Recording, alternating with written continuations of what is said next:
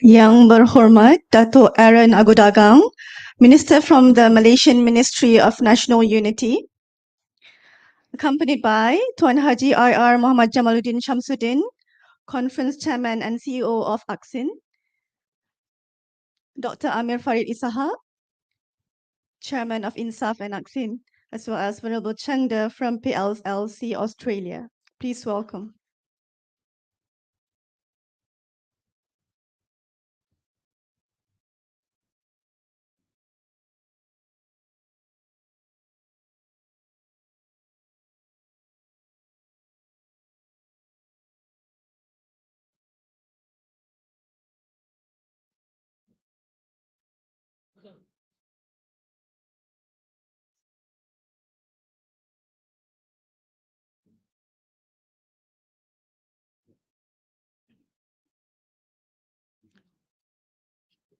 Yes, please have a seat, everyone. Alhamdulillah. Bismillahirrahmanirrahim. Alhamdulillahi Rabbil Alamin. الصلاة والسلام على أشرف الأنبياء والمرسلين وعلى آله وصحبه أجمعين. رب اشرح لي صدري ويسر لي أمري واحلل عقدة من لساني يفقهوا قولي. أما بعد. Assalamu alaikum and a very good morning I bid to all of you. I hope you're all doing fine and well, inshallah. Dato' Aaron Agudagang, Minister from the Ministry of National Unity Malaysia. Tuan Haji IR Muhammad Jamaluddin Shamsuddin, Conference Chairman and CEO of ACCIN. Dr. Amir Farid Isaha, Chairman of INSAF and ACCIN. Venerable Chengda from PLLCA Australia. The Most Venerable Datuk K. Sri Dhammaratana, Chief High Priest of Malaysia. Distinguished speakers, panelists, and conference delegates from Australia, Brunei, Singapore, Sri Lanka, South Africa, Taiwan, and also from this country, Malaysia, comprising of people from various faith and ethnic background. I welcome you to the International Interfaith Peace Conference 2023. I'm honored to be your MC for this momentous event. Thank you. That brings together people from various religious and cultural backgrounds in pursuit of harmony and understanding. Today we gather to foster dialogue, promote tolerance, and explore avenues for peaceful coexistence in our beloved country, Malaysia, and around the world. My name is Nahida Zahari. I'm going to be your MC for today.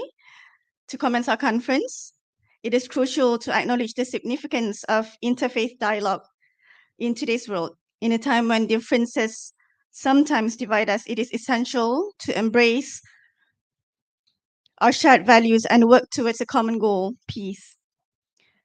This conference serves as a platform for exchanging ideas, building bridges, and forging lasting connections.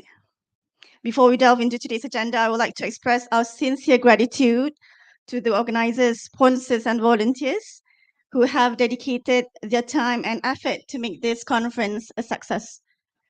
Due appreciation to our main organizer, Allied Coordinating Council of Islamic NGOs in Malaysia, ACCIN, our co-organizers, Pure Land Learning College Association Australia, Pure Land Amitabha Group Malaysia, Malaysian Ministry of National Unity, Majlis Agama Islam Wilayah Persekutuan MAIWP, Pertubuhan IKRAM Malaysia, and Muslim Youth Movement of Malaysia ABIM. Their commitment to fostering understanding and promoting peace is truly commendable. Throughout the day, we will have the privilege of hearing from esteemed speakers who have dedicated their lives to interfaith dialogue and peace building. Their insights, experiences, and perspectives will undoubtedly enrich our understanding of how faith can be a catalyst for harmony and cooperation. Today, we have a diverse range of sessions planned for all attendees, including 2 plenary sessions and a workshop with interactive group discussions, inshallah. These sessions will encourage open and respectful dialogue where participants can exchange ideas, challenge assumptions, and broaden their perspectives. It is through these engagements that we hope we can foster empathy, respect, and a deep understanding of one another. Ladies and gentlemen, in this conference, we encourage you to participate actively, ask questions, and engage in fruitful discussions. We are here to learn from each other and to forge a path towards a more harmonious future. So now I invite everyone to invoke the Almighty for a moment of prayers and dua recitation. I welcome Al-Fadil Dr. Said Hussein to lead the dua prayer. Please welcome.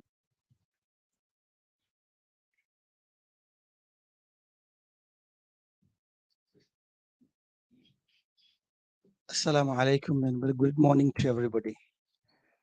It is a tradition and a way of spirituality in Islam to read the Kitab, the first chapter of the Al-Quran, revealed by the God created all of us. And let us Al-Fatiha. أعوذ بالله من الشيطان الرجيم. بسم الله الرحمن الرحيم. الحمد لله رب العالمين الرحمن الرحيم مالك يوم الدين إياك نعبد وإياك نستعين دين الصراط المستقيم صراط الذين أنعمت عليهم غير المغضوب عليهم ولا الضالين آمين. الحمد لله رب العالمين حمدا حامدين حمدا شاكرين حمدا يوافي نعمه ويكافي مزيدا.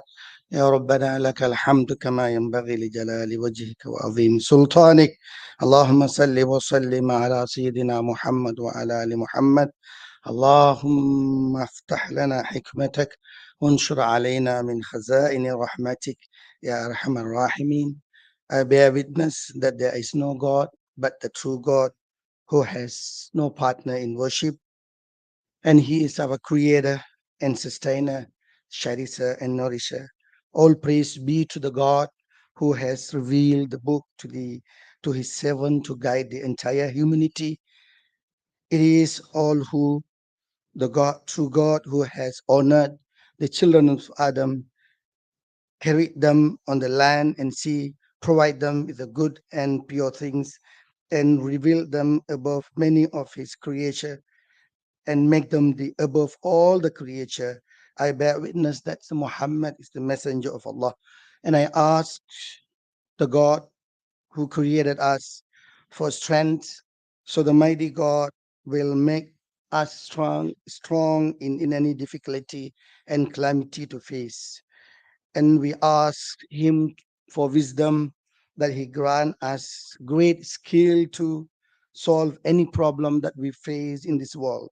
And I ask the Almighty God to unite all of us with no difference, race, religions, and ethnicity, so we can create a peaceful world for ourselves and the generation that is coming after us.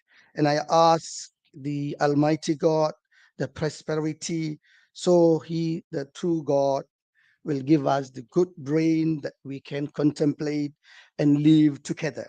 And I ask courage to the Creator, so He will provide us everything that we can overcome in this world to live peaceful.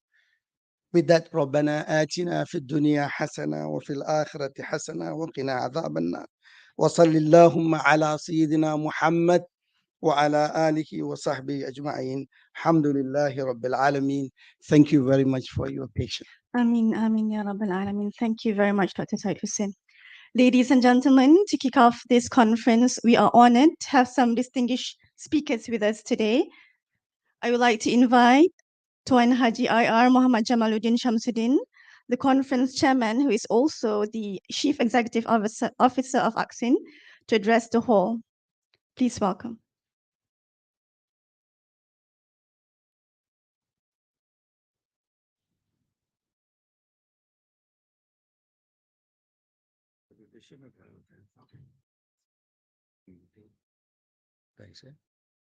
Bismillahirrahmanirrahim. Assalamualaikum. Salam sejahtera. Yang berhormat Datuk Arun Ago Dagang, Minister of National Unity. Encik Muhammad Sobri Mat Daud, Senior Under Secretary Policy of International Relations. Professor Dr. Chandra Muzaffar, is he here? Prof, yeah, mana? Oh, Prof, welcome, Prof Chandra, welcome. Rafidah ada apa ni? It's online, it's not moving. Okay, all right. Venerable Cheng De, Pure Land Learning College, Australia, welcome. Dr. Amir Farid Shah, Chairman of Interfaith Spiritual Fellowship and ACCIN. Tuan Haji Badli Shah Bahrain, Tuan Haji Badli Shah Bahrain, Chairman or President of Pertubuhan IKRAM. I think thank you, Professor Madya Dr. Azam, Ketua Pengarah IKIM is also here. Distinguished speakers, panelists, conference delegates from Australia, from Brunei, from Singapore, Sri Lanka, Taiwan, Malaysia, comprising from people from various faith and ethnic backgrounds. Welcome to the International Interfaith Peace Conference 2023 with the title of Working Towards an Inclusive and Cohesive Society.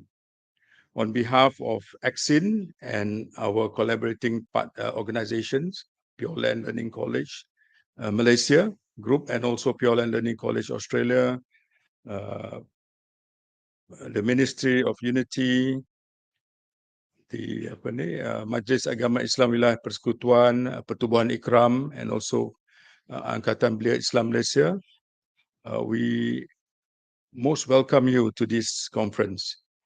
To the international delegates from Australia, especially from Singapore, Brunei, and Hong Kong and Taiwan, we greet you with the greetings of Selamat Datang. Selamat Datang is Malay for welcome. Yeah, welcome to sunny Malaysia. Hope your experience these few days will be a great one, Michael. To those coming from down under, where I was told the weather is now freezing in the morning, welcome to the good weather of Malaysia. I think we all know we have 3 seasons. 3 seasons, hot, hotter, and hottest. And if you insist on the 4th season is the durian season, so we have 4 complete seasons. So, okay. The gathering of eminent faith leaders, peace advocates, and distinguished community leaders from different civil society organizations is everywhere, I think, and we are working together to create a platform where the ideas and commonalities are shared. These views, we hope to condense it in the form of a resolution, present it to the government and its relevant agencies, and we will also help where this resolution can contribute ideas and solutions for a respectful and cohesive relationship between religious adherents in the country and worldwide.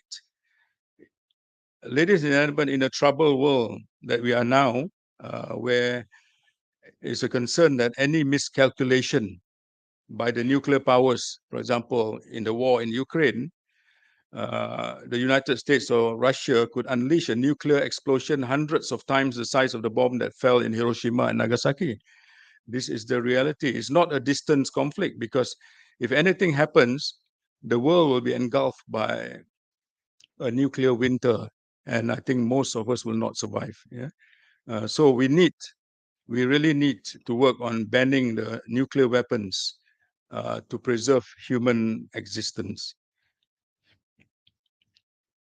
Respected ladies and gentlemen, what may be the ingredients of a respectful and cohesive society? My humble view is dialogue and interaction is the key to create respect and cohesiveness. Without this continuous interaction, I think what we will have is we will have Islamophobia. Yeah, we will have hate speeches, disharmony, and parroting of dubious leaders and political narratives. Yeah, so when the politicians fight and they look for we may be caught if we do not be careful. but not the politicians here in the room. Is all very good. Certain politicians, I think I say it's not. I think Tan Sri Said Hamid Alba yesterday mentioned strongly. So I said the youth must go to politics because you cannot sit there and expect others to make changes in society. You must participate. Those who have the capabilities, who have the interest, please go on. It was a very good advice from a senior ex-politician. And he's 79 years old and still very active and doing a lot of good work.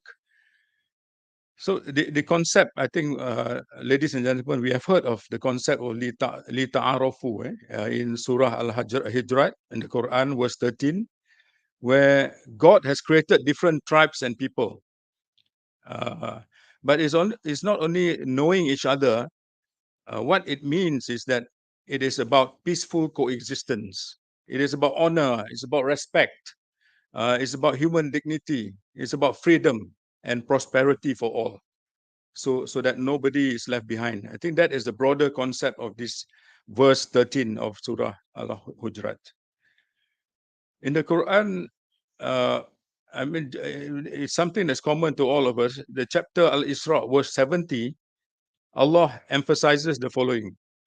We have honored the children of Adam. That is to say, we have granted man dignity, which means that he is superior to other creatures in terms of capacity thinking and various merits and potentialities, by which he can use to make nature, ataupun to use nature responsibly, as well as to make himself a better living. The saga of the COVID-19 brought the best out of all of us. If you notice, we were all very, very concerned about each other. And if you see the concept of kita jaga kita, we look after ourselves. Mr. John, the concept of John Agnew is not related to the former Vice President of the United States, Spiro Agnew, but I think they look similar. Kita jaga kita is a concept that we look after each other, and this is a very powerful term, and we felt it. We were concerned, and even in, for example, in supermarkets, we know people were not rushing for food. They just took what they want because they knew somebody else needed it. So we can feel it, and it was a fantastic feeling. The Malaysian Solidarity COVID Fund at that time was formed, 20 religious-based organizations and NGOs led by Buddhist Searchi and ACCIN for the Muslim NGOs. We raised 38 million ringgit over a period of 3 months for critical medical equipments for 38 hospitals all over Malaysia. That was 38 million. That is the amount of flow of goodwill that came from the people. So, ladies and gentlemen, the question now is, why do we need a spiritual base value? I think the question is, in order for us to face our challenges before us and build respect and cohesiveness, we need to first build a strong base character. I think this is what we were emphasizing in yesterday's Congress, Youth Congress, because 80% of the world's population profess to believe in their respective religions. This is a general consensus. A study by KITA from the National University of Malaysia, UKM, concluded that religion and ethnicity is a major integral part of society in Malaysia. So therefore, religion will always be an important basis of character building. And good values like honesty, sincerity, respect, and caring are always necessary for us to move forward. What can we do to reduce this gap of differences that we have, these little differences? We would think that dialogue and interaction reduces this gap of differences. It's important. It is not an expense. I always say it is an investment for us because it leads to harmony. Harmony leads to prosperity and goodwill. So when we look at walking, you walk in the cities of KL, you walk in the major cities of any country, we see a diversity of races and religious followers from all corners of the world. And each of this group has different ideas about how society should function, how to live, how to interact with each other. Differences in terms of moral, societal, and social values are based on their respective beliefs. So an important way to ensure that the plural society can live with each other as best as possible is to understand each other's belief and culture. Yeah? In 1945, a British philosopher, C.S. Lewis, proposed that one way to achieve deep understanding of each other's belief system was trying to step into and seeing the belief together. Yeah, instead of looking from a distance, looking at the belief. So I think that is and the key to improving this understanding is dialogue. Yeah, Dr. Alwani was here yesterday. Dr. Alwani is not here today. Yeah? Dr. Alwani has a PhD in dialogue, interfaith dialogue. So she was conducting the meeting and training last night.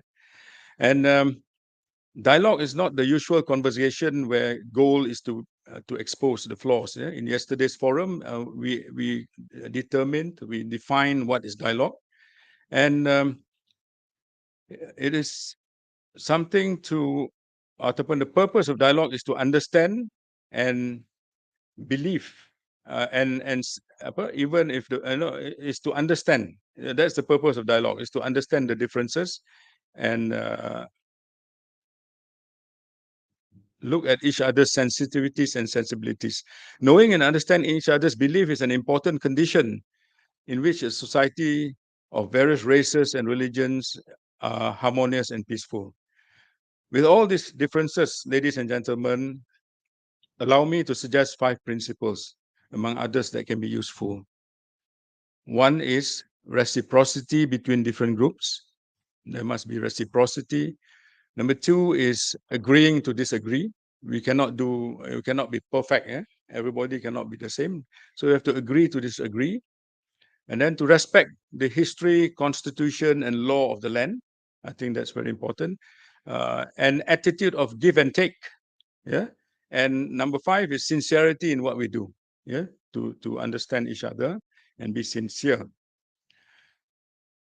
In conclusion, ladies and gentlemen, the challenge that we have today, I think we were discussing with YB Menteri just now, how do we disseminate these big ideas and concepts to the man on the street? I think that is our challenge. And how do we do it? We can have all the conferences and campaigns, but if the man on the street does not understand and internalize these ideas, then the end result will be not. Yeah? So how do we do it? One way, maybe studies have shown that the news media and popular magazines are catered for readership with an average of 7 years formal education. 7 years, that is the average. So we also wonder what is the average for the social media and TikTok now. This year, there's with an attention span of 1 minute, that's it, 1 or 2 minutes, and they shut off. So how do we approach these people? One way maybe to use social media to conduct campaigns, to put forward our narratives by simplifying these concepts for access to the public and the media. I think that would be the way to go at the moment. Yeah. In conclusion, ladies and gentlemen, I wish the best in today's deliberations. Our thanks to the Honourable Minister, Dato' Aaron Agodagang, for his kind attendance today.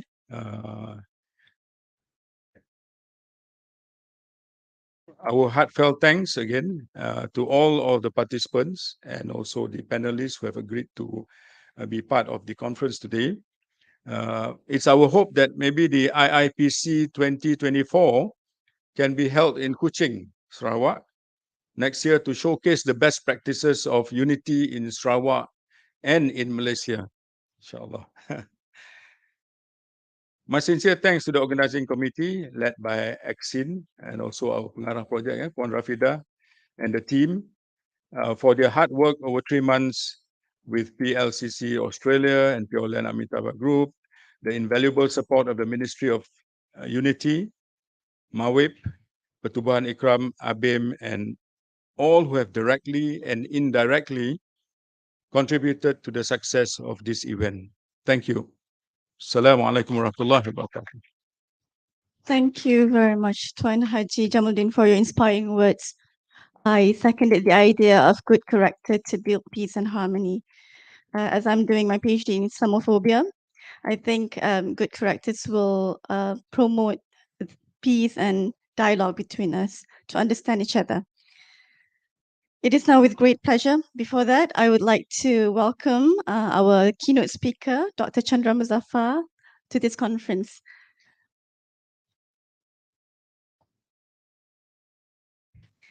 It is with great pleasure now to invite Yang Berhormat, Datuk Arun Agodagang, the Minister from the Ministry of National Unity, Malaysia, to deliver his speech. The speech will be on working together towards a respectful and cohesive society, and also to officiate this conference. Please join me in giving a warm welcome to YB Datuk Arun Agodagang.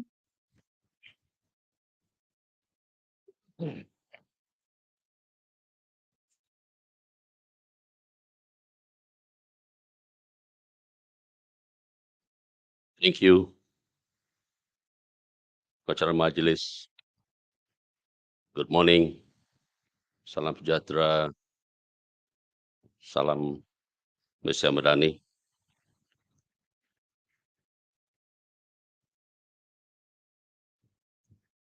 Mr. Chairman and CEO of ACCIN, Engineer Haji Muhammad Jamaluddin Samsudin,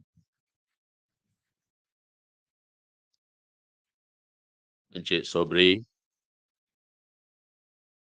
our Senior Undersecretary from the Ministry of National Unity, Professor Dr. Chandra Muzaffar, President, International Movement for a Just World. Just thank you for coming. Venerable Cheng Di from the Pure Land Learning College, Australia. Oh, thank you.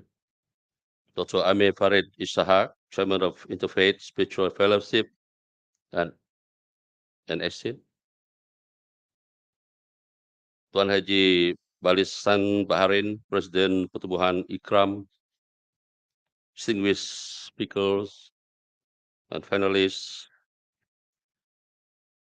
delegates from Australia, Brunei, Singapore, Sri Lanka, Taiwan, and of course Malaysia, ladies and gentlemen.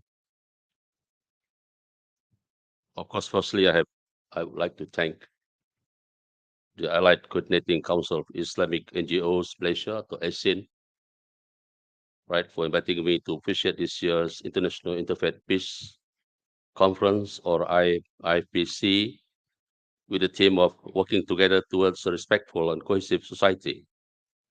Now, it gives me pleasure to join all of you here this morning. Secondly, of course, I have to congratulate ACCIN and its collaborators who have successfully brought in together leaders and delegates from many local and international faith organizations to participate in this conference. Now, the inaugural IIPC in 2022 was also held in Kuala Lumpur, I was told. And then the focus was on the fundamental values of compassion in interacting with people of other faiths and ethnicities. The resolution then was for the need peace and harmony between the religious adherents. Now, this year's conference also targets to build and establish a more respectful and cohesive society. Now, this is in line with the national unity policy of Malaysia, which seeks to foster, strengthen, and preserve unity through specific strategies and to make unity an integral part of culture and daily life. Now, Malaysia has always been a solid wall or mosaic of diverse ethnicity and cultures, and is appropriate location to host a conference of this nature.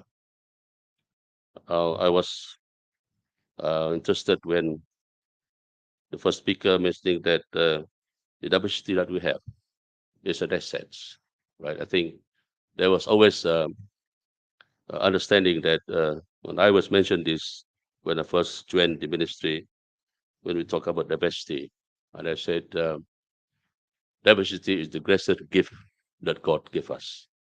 And it's up to us to manage that diversity. I think that must come into the minds of all delegates and all participants to this conference. Now, the coming state election in Malaysia has seen a rise in extremist rhetorics. But despite many condemnations, incidents like this are becoming more common on the pretext of freedom of speech. Only a concerted effort from religious and political leaders based on a commitment to the freedom of religion, as well as awareness and acceptance of differences, can counter this dangerous trend, which can easily escalate to an alarming level of highly connected world we live today. Now, as you can see, and I myself observed, I don't know whether it's normal now, because I have been in this election for the first 5 terms, I think. Now, when we talk about the election, we talk about the manifesto, right? That we want, what that we have for the next government. But lately, you can hear there's been a lot of accusations, a lot of what call it character assassinations. Now, which I feel is not very appropriate, because once you do that, this is where politics brings what we call disunity. Of course, when there's politics, there's always segregation. There's always a division, and that everybody understands. But that is the way of life that we have, and it's up to us, as I say, to manage the difference that we have. And as the speaker said, we have to manage that differences in us, agree to disagree. I really appreciate that. Now, while diversity is celebrated in this country, we are also aware that divisions may arise, and in some cases, they give rise to conflicts. And we are aware of the fault lines which could give potential disrupt that peace between communities, which are important. Now, I was told the plenary discussion on the topics on foundation for building respect and cohesion, and how to build interfaith collaboration towards a cohesive modernist society, are geared towards addressing the misunderstanding and challenges. Now, it is important to recognize that sensitive issues and conflicts that arise in society must be addressed by the authorities in a fair and transparent manner in order to create an environment of trust. Now, the topics to be discussed are in line with the aspiration of the Malaysia Madani, inspired by the Honorable Prime Minister of Malaysia, Datuk Sri Anwar Ibrahim, which lays out the vision of a civilized, skilled, and inclusive society based on the CICOL's value of sustainability, care and compassion, respect, innovation, prosperity, and trust. And I was told there has been a special focus on youth under the Youth Congress, which formed part of this conference, and it was deliberated yesterday.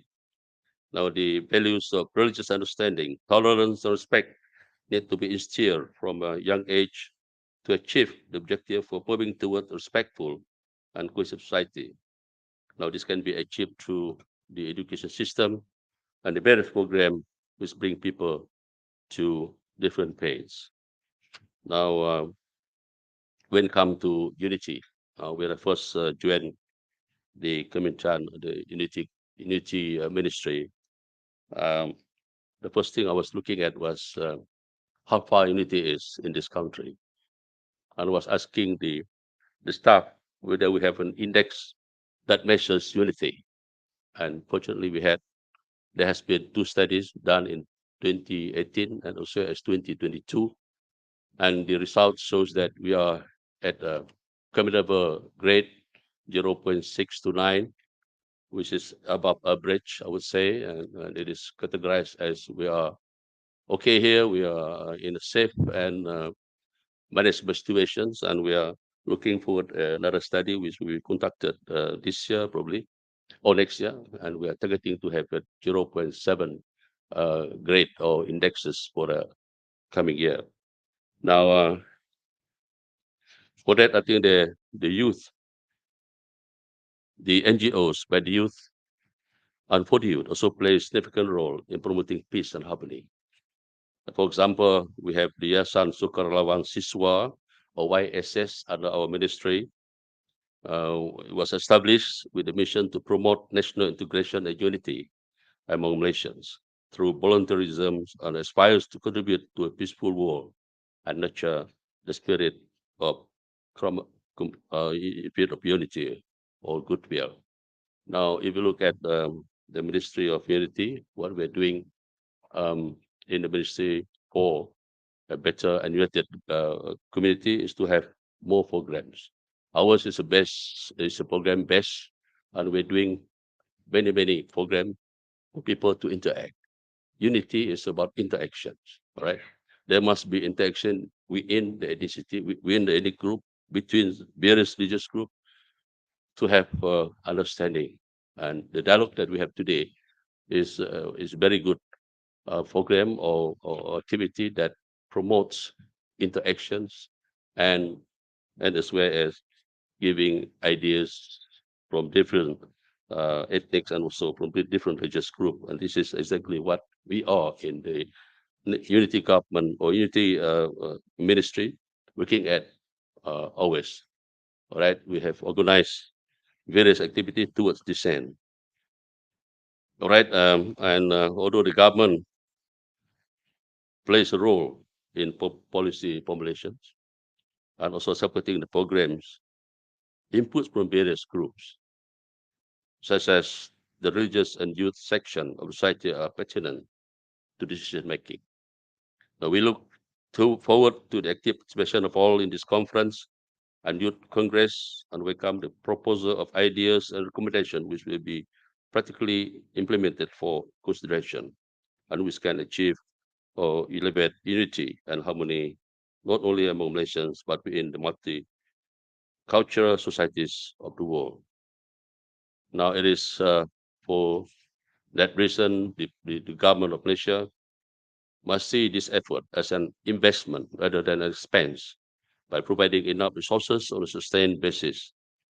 Now, during the launching of the National Unity Week celebration in Kuching, Sarawak, from the 21st of May this year, the King of Malaysia, Yang di-Pertuan Agong Al Sultan Abdullah Rajaddin Al Mustafa Ibadah Shah reminded everyone that unity should be regarded as a national asset to ensure a better future of the country. Now, Malaysians must respect Malaysian of respective of race and faith must set aside their differences for the sake of the country, which they all love. And that he further said that unity begins at home. All right. Now, ladies and gentlemen, managing unity is a crucial agenda and needs a comprehensive approach. In countries that have diverse race, religions, and culture, there are many issues and challenges that need to be dealt with prudently. Today's conference provides a platform for us to share and discuss the challenges we face and propose solutions. The similarities we share living in multicultural societies enable us to better understand the challenges faced by people professing different faiths to us. The ministry is prepared to look at the solution for this conference, which can be a reference for future policy development. And it's hope that more conference programs of this nature can be organized both locally and internationally to spread the message of peace and harmony as widely as possible.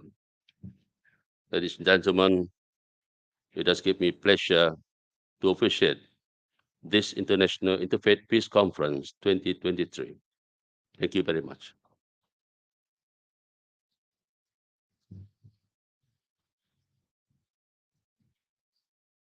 Thank you very much, Yang Berhormat YB Dato' Arun Agudagang for the meaningful speech. We are hoping that you stay on the stage for a little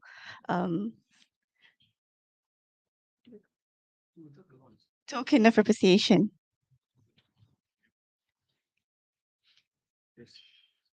Ada orang. Okay.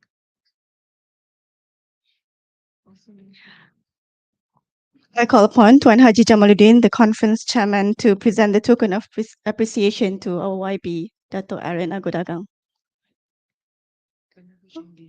Also accompanied by Venerable Changda from PLLCA.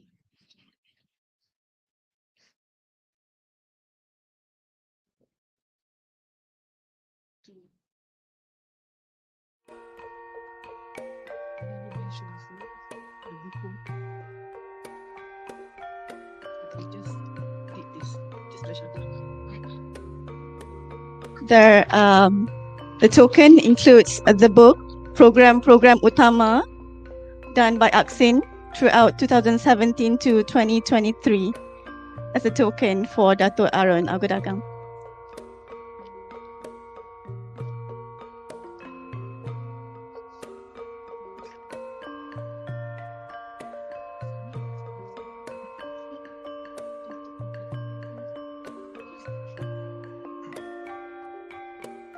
Allah, calligraphy. It's a calligraphy of the words Allah in Arabic.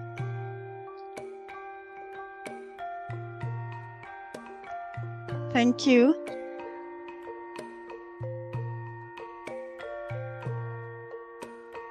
Thank you, Tuan Haji Jamaluddin, Dato' Arun Agodagang, as well as the Venerable Changda.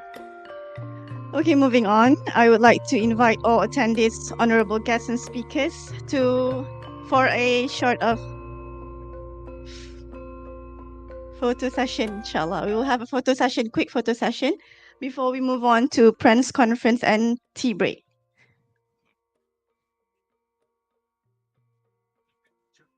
Yeah, okay. We need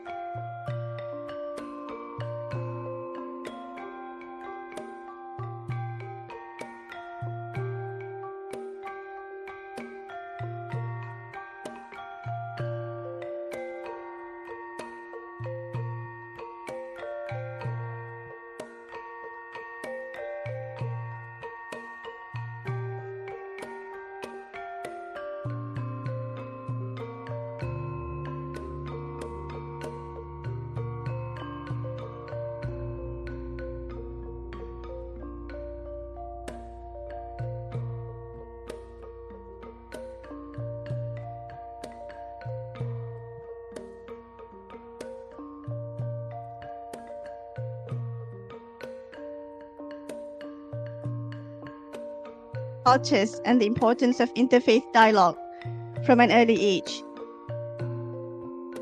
He pursued his education at the prestigious Cambridge University in the United Kingdom, where he earned his doctorate in political science. Throughout his career, Dr. Muzaffar has been actively engaged in promoting peaceful coexistence both at the regional and global levels. He has served as the president of the International Movement for a Just World, JUST, an organization dedicated to addressing the root causes of global conflicts and inequalities. As a sought-after speaker, Dr. Muzaffar has addressed audiences around the world, sharing his profound insights on peace building and the importance of inclusive dialogue. Today, we are very privileged to have Dr. Chandra Muzaffar with us, joining us at this peace conference. His vast knowledge, experience, and unyielding dedication to promoting peace make him a beacon of hope and inspiration to all of us.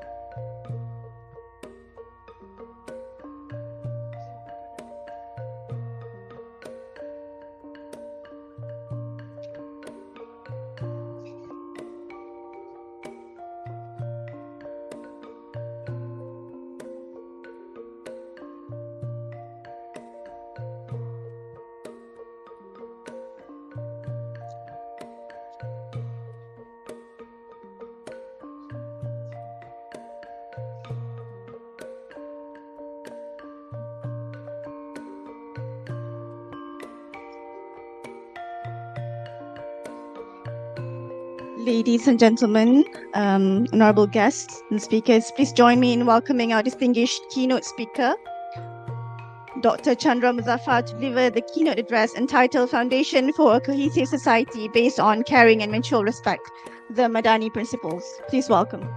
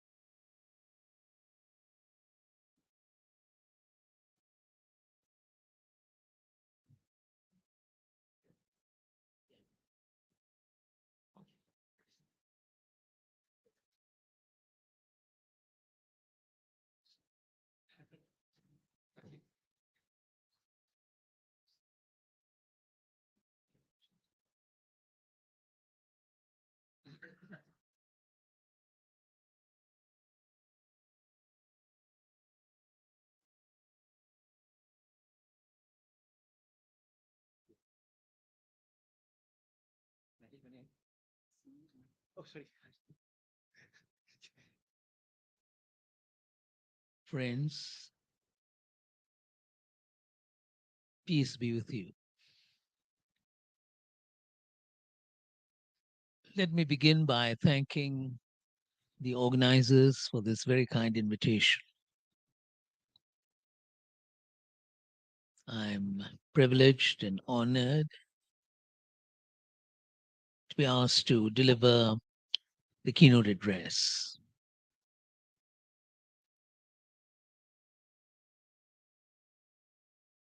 Perhaps I should begin by looking at the concept of Madani. The concept of Madani, which may not be a term that is familiar to some of our foreign guests. Now, the Malaysian Prime Minister, Dr. Sri Anwar Ibrahim, elaborated on what he means by Madani in January of this year in a very important speech. He pointed out that Madani is linked to just governance. To just governance associated with Prophet Muhammad, may peace be upon him. The concept of just governance that was part of the Prophet's leadership of Medina between 622 and 632, Common Era, about 10 years. He led the city of Medina, and Madani is linked to that. Various Islamic scholars and politicians have also talked about Madani along those lines. This is the origin of the idea of Madani. It is Medina, the city of Medina, which the Prophet presided over for a period of time. It is significant in this sense. The Prophet Muhammad is the first and only prophet in human history to have led a government. Because if you look at the history of humankind, great prophets and teachers, they preached, they advocated, they propagated. But running a government, formulating laws, establishing policies, ensuring the implementation of these laws and policies, this was something that was unique to Prophet Muhammad. And so if people, especially Muslims, use the Prophet's experience in Medina as a basis for governance, it's understandable because of this very unique nature of what had happened in history, where the Prophet was actually a leader, a person who organized government, organized Medina at that time, and led it for 10 years. Now, what that governance meant is based upon a charter, the Charter of Medina, which is a very interesting charter. It is a charter that some have described as perhaps the first written charter of its kind. It is a charter that he dictated, the Prophet, to his followers, and they made that part of the administration and the governance of Medina. Why is the Charter of Medina relevant to us? Apart from the fact that it was the Prophet who formulated that charter, it is relevant to us, to our discussion this morning, because the Charter of Medina was a charter that was meant for diverse communities. It was meant for people of different religions and cultures. Medina was a multi-ethnic, multicultural, and a multi-religious society. Specifically, apart from Muslims, you had a lot of Jews and Christians who were part of Medina, the area that the Prophet governed. So this is an experience in multicultural, multi-religious governance. And that's our relevance. It's an experiment and experience linked to multicultural, multi-religious society. Now, the Charter of Medina is unique in one very important sense. It is a charter which enunciates responsibilities and enunciates rights emanating from responsibilities. In other words, unlike many modern constitutions which just talk about rights, the Charter of Medina gave prominence to responsibilities. And out of those responsibilities emanate rights. To give you an example of this,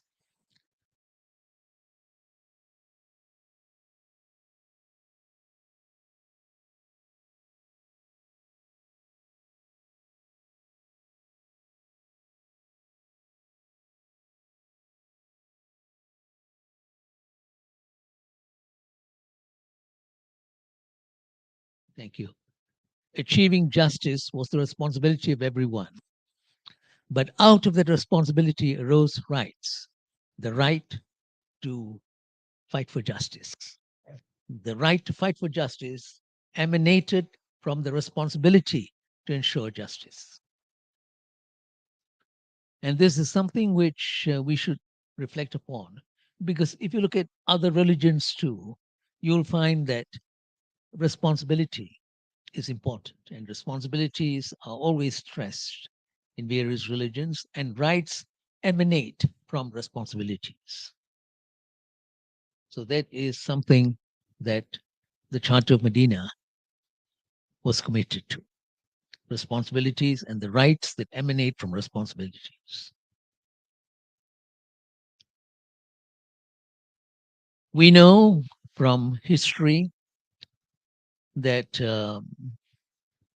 that short period of governance, 10 years,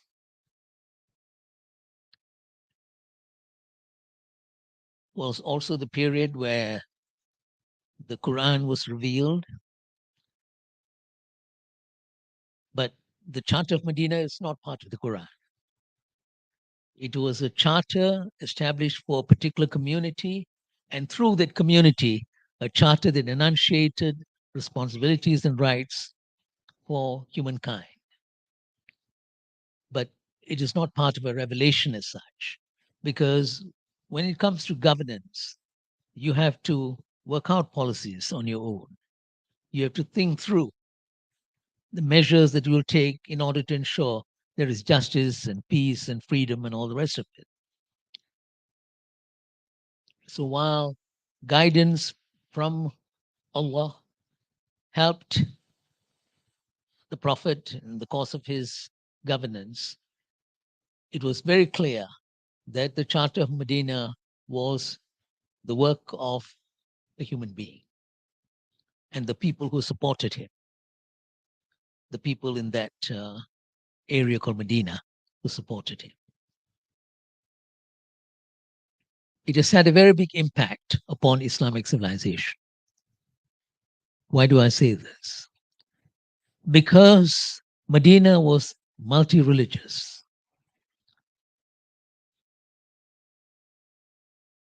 And the purpose was to ensure harmony and good relations within this multi-religious community.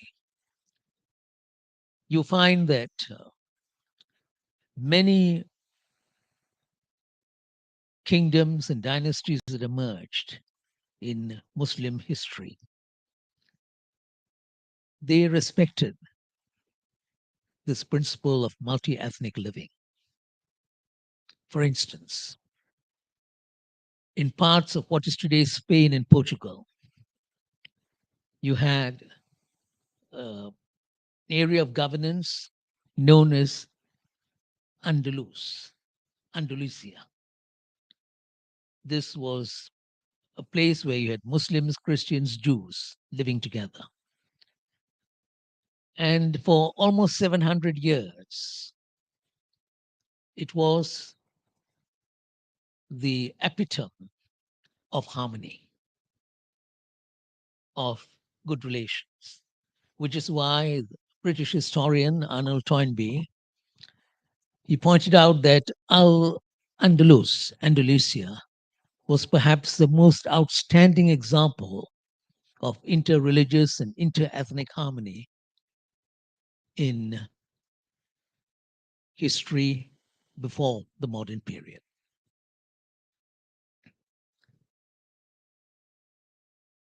I emphasize this because there are some people who are uneasy about this notion of multi-religious, multi-ethnic, multicultural, and so on. But if you look at Muslim history, it's something very different. Starting with Medina, the idea of Madani, on to Andalusia, and even the other empires that emerged. Osmania, which was in parts of India, is India today, and other parts of South Asia, including Afghanistan and so on. If you look at Osmania, it was also an empire of people of different religions. And there was actually a great deal of harmony. The rulers were Muslims, but if you look at the administrators, the people who held high office, people in commerce, in industry, they were Hindus, they were Jains, they were Buddhists, and so on. And there was this interaction between religious communities. Muslim scholars are sometimes surprised when they're told that the illustrious library in Baghdad and was at a certain point in history the center of learning for the whole world. They called it the beacon of the world, Baghdad, before it was destroyed by the Mongols. But the idea of that library in Baghdad actually came from a Buddhist who was part of the empire. And this was not an issue, the way in which interaction took place amongst people of different religious communities. So you had Osmania, Andalusia, and you had Malacca, which was also part of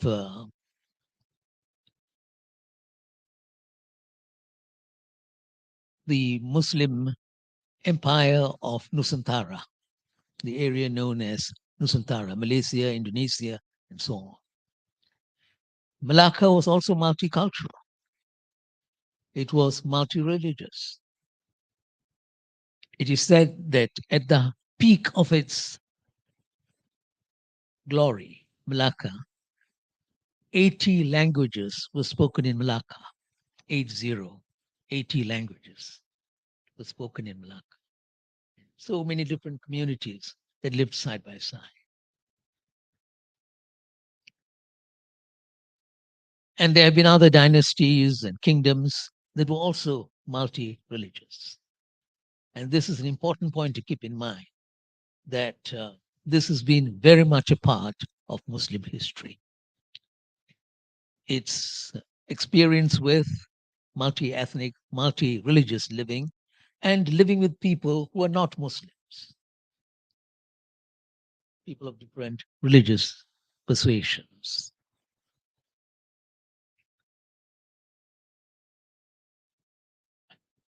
It is important to reflect on this because very often people who talk about multi-ethnic societies, about politics, about society, they don't seem to be equipped with this sort of understanding and knowledge. And they give the impression that somehow all these notions of living together are alien to Islam that come from the West, when actually it's not true at all. They've been very much part of Muslim history, just as if you look at the history of Hinduism, look at the history of Buddhism, they'd also dealt with different communities and religions long before colonial rule. Long before colonial rule. In fact, in some respects, colonial rule smeared, soiled, and destroyed relations of the sort. And there are a lot of examples to support this. People will argue, for instance, that Sri Lanka which had Buddhists, Hindus, Muslims living together, that many of the problems that contemporary Sri Lanka has been confronted with actually had come from colonial rule. The divide and rule policy, the way in which they played one community against another, and so on. And this was also true of India, where the different communities lived together and colonialism changed the texture and the tone of Indian society. Even in our case, the case of Malaysia, we cannot run away from the fact that colonialism has been largely responsible for the barriers between the different communities. Barriers related to occupation, to the economy, to geography.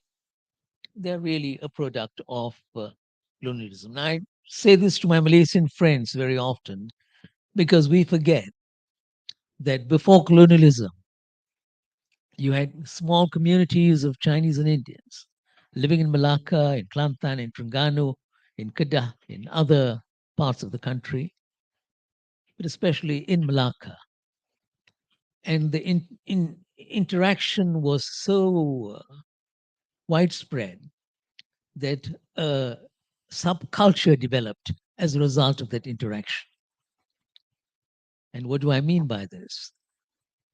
The Baba Nyonya culture, the Chitti culture, it was a product of that interaction between the Malays and Chinese and Indians.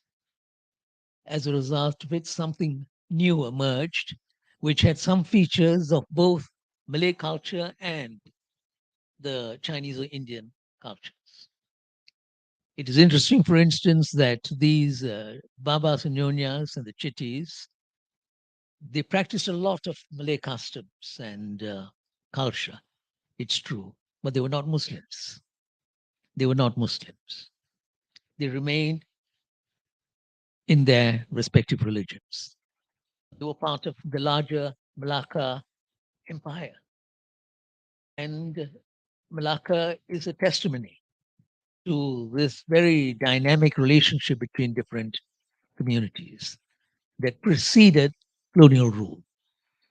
After colonial rule, things changed, partially because the Chinese and Indians who came to Malaya under colonial rule, it was a different situation altogether.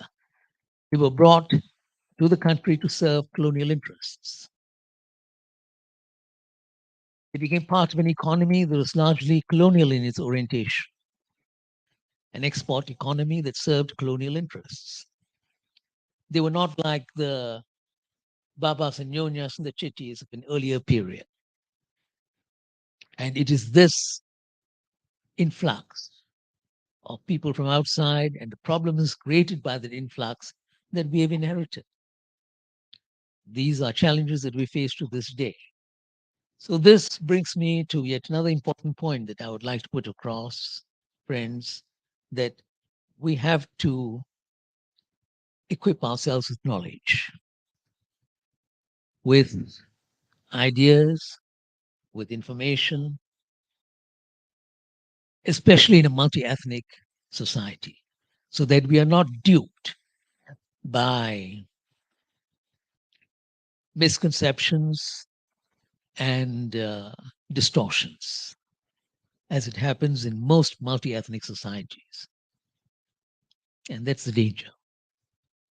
When people are taken up by these misconceptions and distortions, you will find that after a while, ethnic relations turn sour. And they reach a point where you may not be able to repair the situation at all.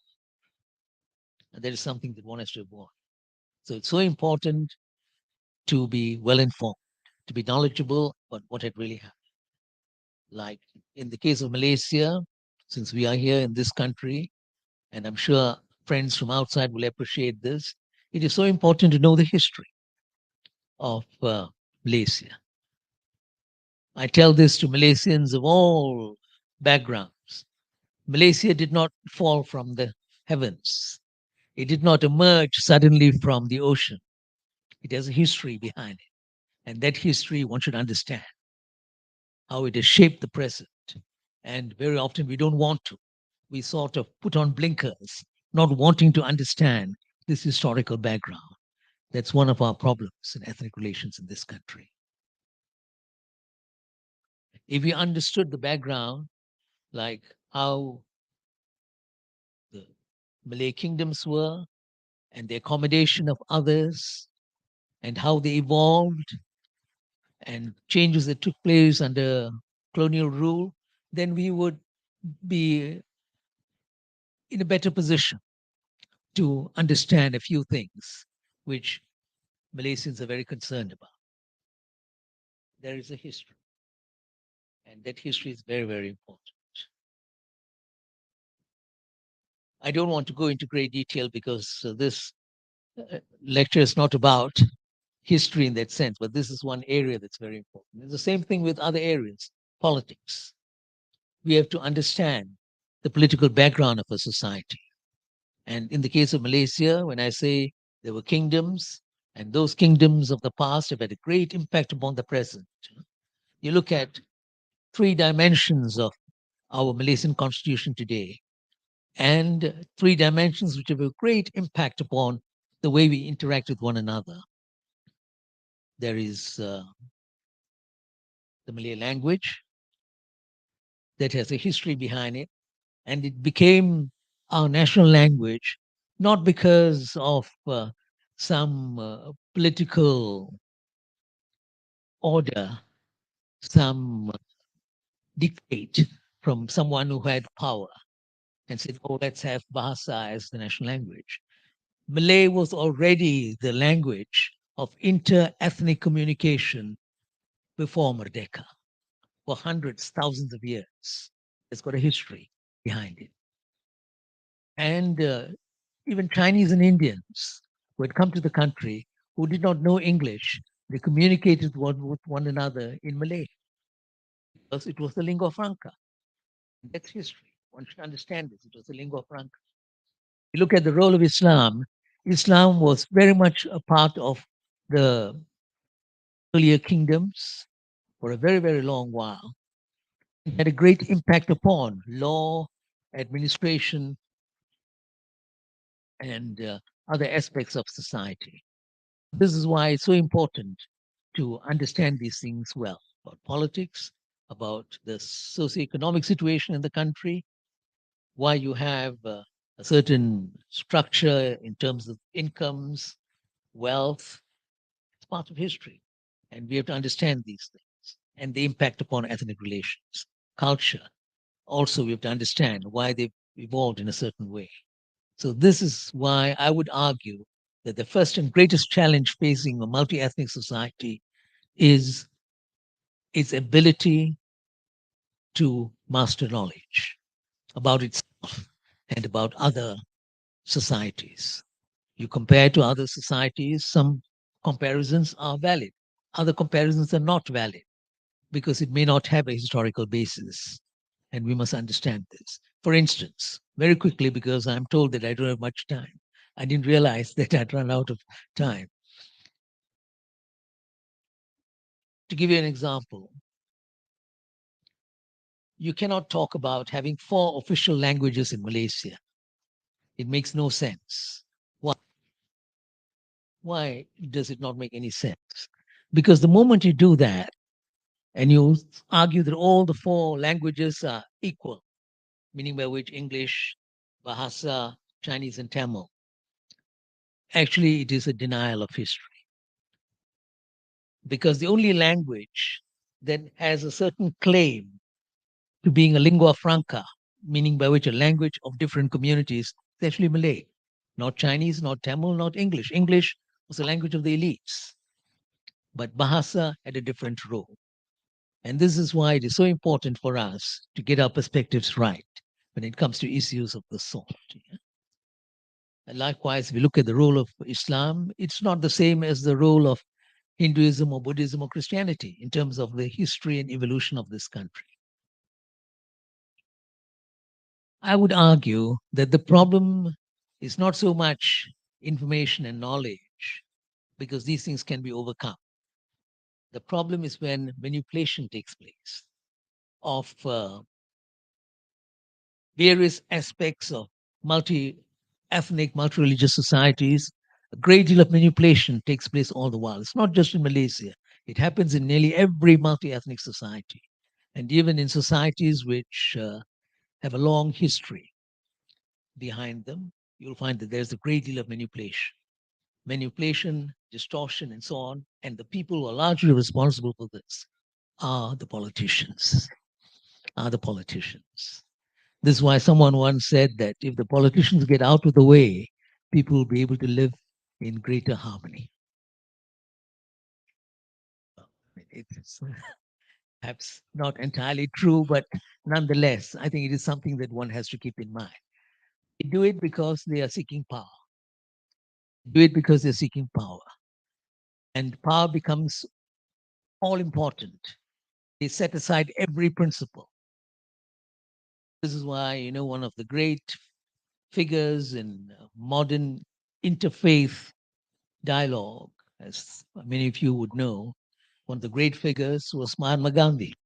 And Mahatma Gandhi talked about the type of politics that will destroy societies. It is politics without principle. And that is the dominant tone and tenor of politics all over the world. Politics without principles. So that's something that we have to be on the lookout for. The role of politicians and what they have done in many of our societies. And it's not just a quest for power, the unprincipled quest for power. Sometimes politicians resort to manipulation of ethnic feelings in order to cover, camouflage, conceal their corruption. Because they're corrupt, but they want to stay on in power. One of the best ways of doing it is by playing the ethnic game, the communal game, so that you can perpetuate your power at the expense of people. It happens all the while. In many countries, believe me, friends, the situation is so much worse than Malaysia when it comes to the role of individuals, elites, politicians, and so on, the way in which they camouflage the actual situation in order to gain power and to perpetuate power. Let me also say very quickly, since time is not on our side, that today you cannot talk about challenges to ethnic relations within the nation state per se. You have to take into account the entire global scenario. You cannot run away from the global scenario. And as with the nation state, at the global level too, if you have this lust for power and wealth, you want to perpetuate your dominance and control. The term we use is hegemony. You want to perpetuate your hegemony, then there's a price to be paid. You'll find that ethnic relations, harmony, they're all sacrificed. You demonize a particular religion, you demonize a particular culture, you demonize a particular nation, and it impacts upon ethnic relations all the time. It's at the global level. In other words, friends, we have to overcome this challenge both at the national and the global level. And the way in which we overcome the challenge is, number one, education, knowledge. It is to ensure that we hold on to principles and values. You may not be able to persuade everyone to hold on to certain principles and values, but this is not. If a very significant segment of society holds on to principles and values, then that society is safe. You'd be able to ensure that there is justice and there's harmony amongst the different communities. And in some places, this is what is lacking. The numbers that stand up for principles and values, the numbers are small.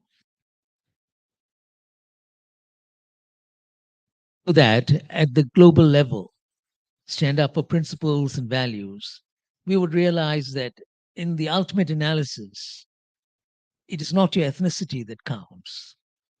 It is not your religion that counts. In the ultimate analysis, it is your humanness. It is your humanness that counts, which is why I think we have to remind ourselves of this. And since we are in a meeting where we are talking about inter-ethnic, inter-religious, inter-civilizational interaction, let me conclude by reading a poem from a book which is one of the best books around on interfaith interaction. It is this book called A Global Guide to Interfaith. It came out a few years ago, and I just want to read a poem as my conclusion on the importance of our common humanity.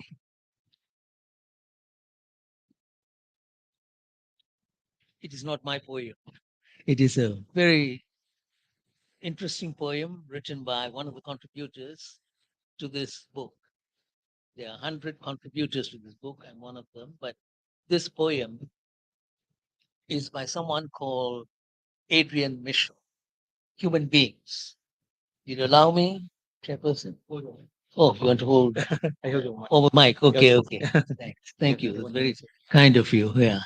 Okay. As I grow older, it's becoming more difficult to read small words. Anyway, this poem says, human beings, yeah? Look at your hands, your beautiful, useful hands. You're not an ape. You're not a parrot. You're not a slow loris or a smart missile. You're human. Not British, not American, not Israeli, not Palestinian. You are human. Not Catholic, not Protestant, not Muslim, not Hindu. You are human. We all start human. We end up human. Human first, human last. We are human or we are nothing. Nothing but bombs and poison gas, nothing but guns and torturers, nothing but slaves of greed and war if we are not human. Look at your body with its amazing systems of nerve wires and blood canals. Think about your mind, which can think about itself and the whole universe. Look at your face, which can freeze in horror or melt with love. Look at all that is life, all that beauty. You're human, they are human, we are human. Let's try to be human. Thank you.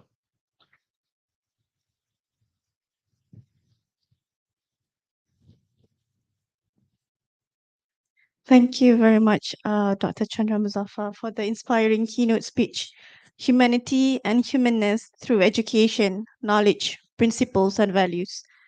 Your insights and wisdom have set the tone for an incredible day of learning and collaboration. We would like now to hand you an appreciation from the organizer. I again invite Venerable Chengde to present the appreciation token to Dr. Chandra Muzaffar.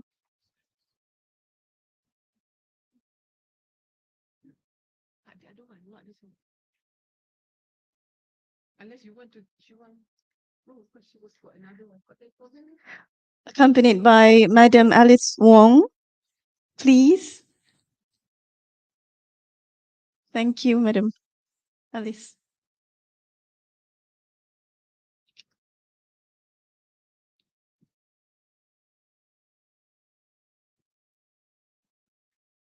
We are very honored to have Dr. Chandra Muzaffar with us today, sharing his insightful knowledge and experiences. Thank you very much, Venerable Chengda, Madam Wong, and Dr. Chandra Muzaffar.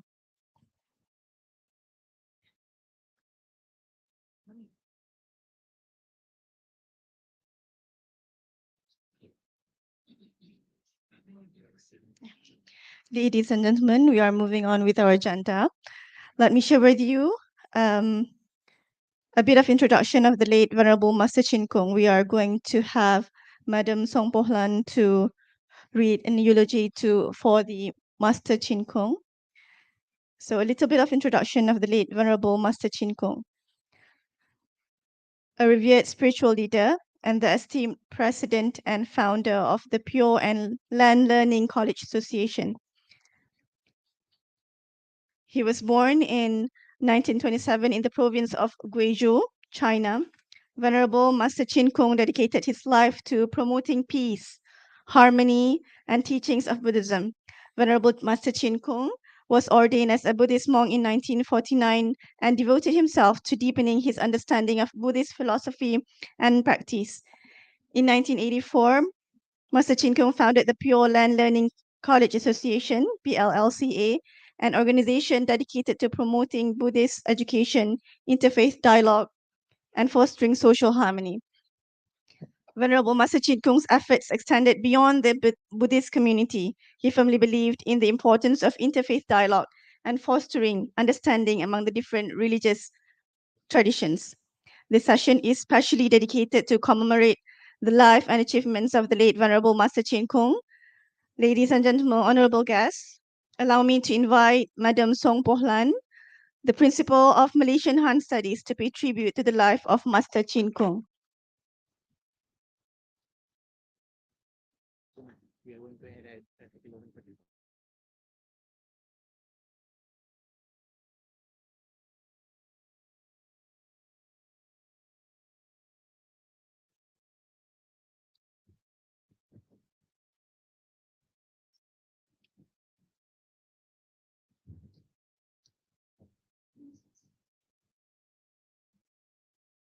Eulogy for Venerable Master Chin Kung.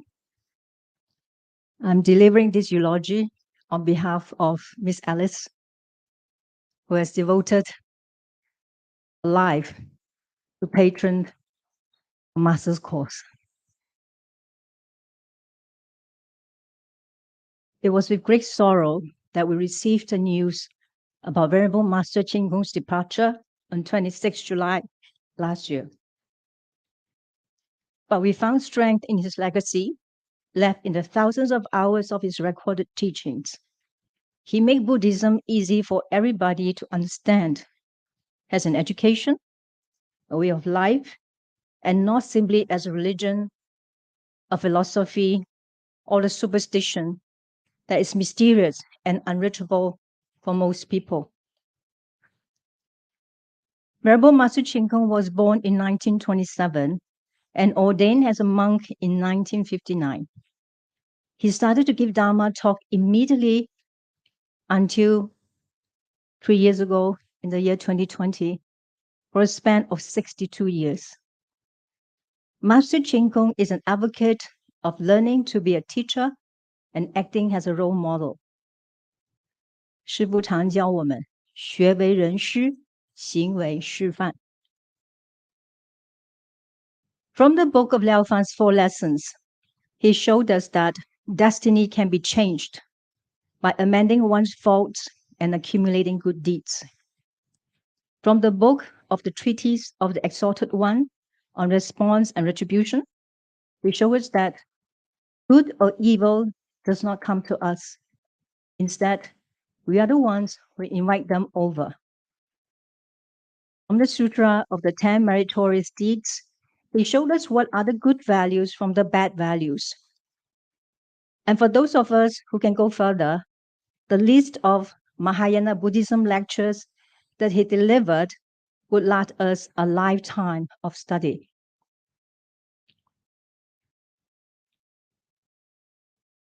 But I heard him said in many occasions, all the ancient classical Chinese texts that contained valuable lessons for humanity and the afterworld were written in archaic Chinese, as well as the Mahayana Buddhism scriptures were translated in archaic Chinese, a language form that if we do not study, even the Chinese will not be able to understand. Venerable Master Chin Kung has said that if the volumes of sutras and classical texts that he printed could not be understood by most people, they would amount to nothing but a stack of waste papers. So Venerable Chin Kung inspired the establishment of Institute of Sinology or Han Studies to advance the cause of popularizing the study of Chinese classical texts. This idea has been planted in Australia, United Kingdom, Taiwan, France, and Malaysia. And I'm very proud to say that it's in Malacca. When we saw Venerable Master Chin Kung communicated so beautifully with members of different faiths, he showed us that we did not need to fight and put others down in order to resolve differences. Instead, we could build up good relationships with people, with nature, and even with the unseen beings. There are many faiths, but we are one family. Master's journey of peace will begin from home and travel through Thailand, Japan, Australia, Singapore, Malaysia, Indonesia, Sri Lanka, France, United Kingdom, and much more, all the way to UNESCO. Every opportunity he had, Venerable Chin Kung would urge government leaders to put the interests of people first. He always said, don't worry about whether you get elected or not. Put people first in governance. Most impressionable for us is how consistently Venerable Master Chin Kung had taught and lived in accordance to his teachings. He would tolerate humiliations, but remain to live in a world of gratitude and blissfulness. He truly was a person, summed up in his own words, one who is sincere, discerning, fair, and compassionate. He was able to see through the truth of things, to let go of ego, to journey in accord with conditions, and always, always mindful of Buddha. He had hoped that we would do the same, to be a teacher and become a role model for the world. To Venerable Master Chin Kung, who had taught us to be hopeful, self-reflective, always have faith in our own true self-nature, that we all have Buddha nature, and therefore all are capable of becoming enlightened. We vow to be a good student and a teacher, just like our teacher Chin Kung, who had time and again attributed his understanding of Buddhism, his Dharma lecturing skills, and actions to his teachers. 师父上人的师承. He was a great teacher because he was a great student. Venerable Master Chin Kung engaged a quote from Li Ji, known as the Book of Rights. To build a country and governing its people, education must be engaged as a priority. 建国居民教学为先. To highlight to us how important education is in bringing forth world peace. The unconditional love between parents and children must be taught and nurtured at early age, so that this quality can be retained throughout one's life. With this universal and unconditional love, Master Chin Kung wished for a world without wars. 他希望世界永远都不会有战争. And we can start by religious harmony. And with religious harmony, we can achieve harmony among countries, among races, and different parties.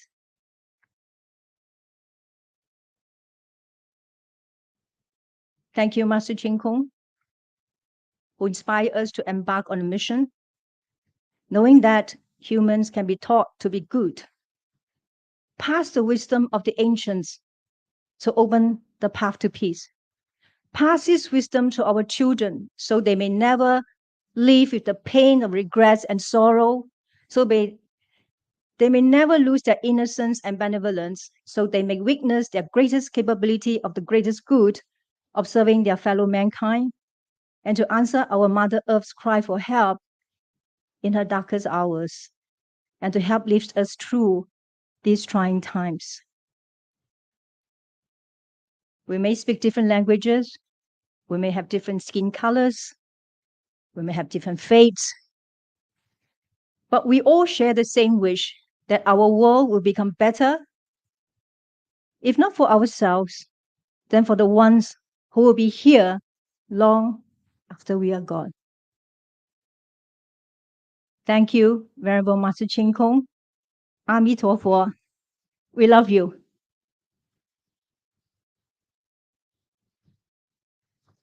Thank you, Madam Song. Today, as we honor the memory of the late Venerable Master Chin Kung, let us carry forward his teachings and ideals. May his legacy continue to illuminate our path and serve as a guiding light for creating a world filled with peace, understanding, and universal compassion. Ladies and gentlemen, let's continue with the highlights of today's conference. The first thought-provoking panel discussion. So we were moving on very quickly because we are a little late in our time. Okay. We have gathered a group of peace experts who will share their insights, exchange views, and discuss the foundations for building respect and cohesion. So you may prepare your questions as we will open the floor for an interactive Q&A session later. Now I'd like to invite our moderator, Dr. Amir Farid Isahak, Chairman of INSAF and ACCIN, to the stage to introduce the panels and begin the session. Please welcome.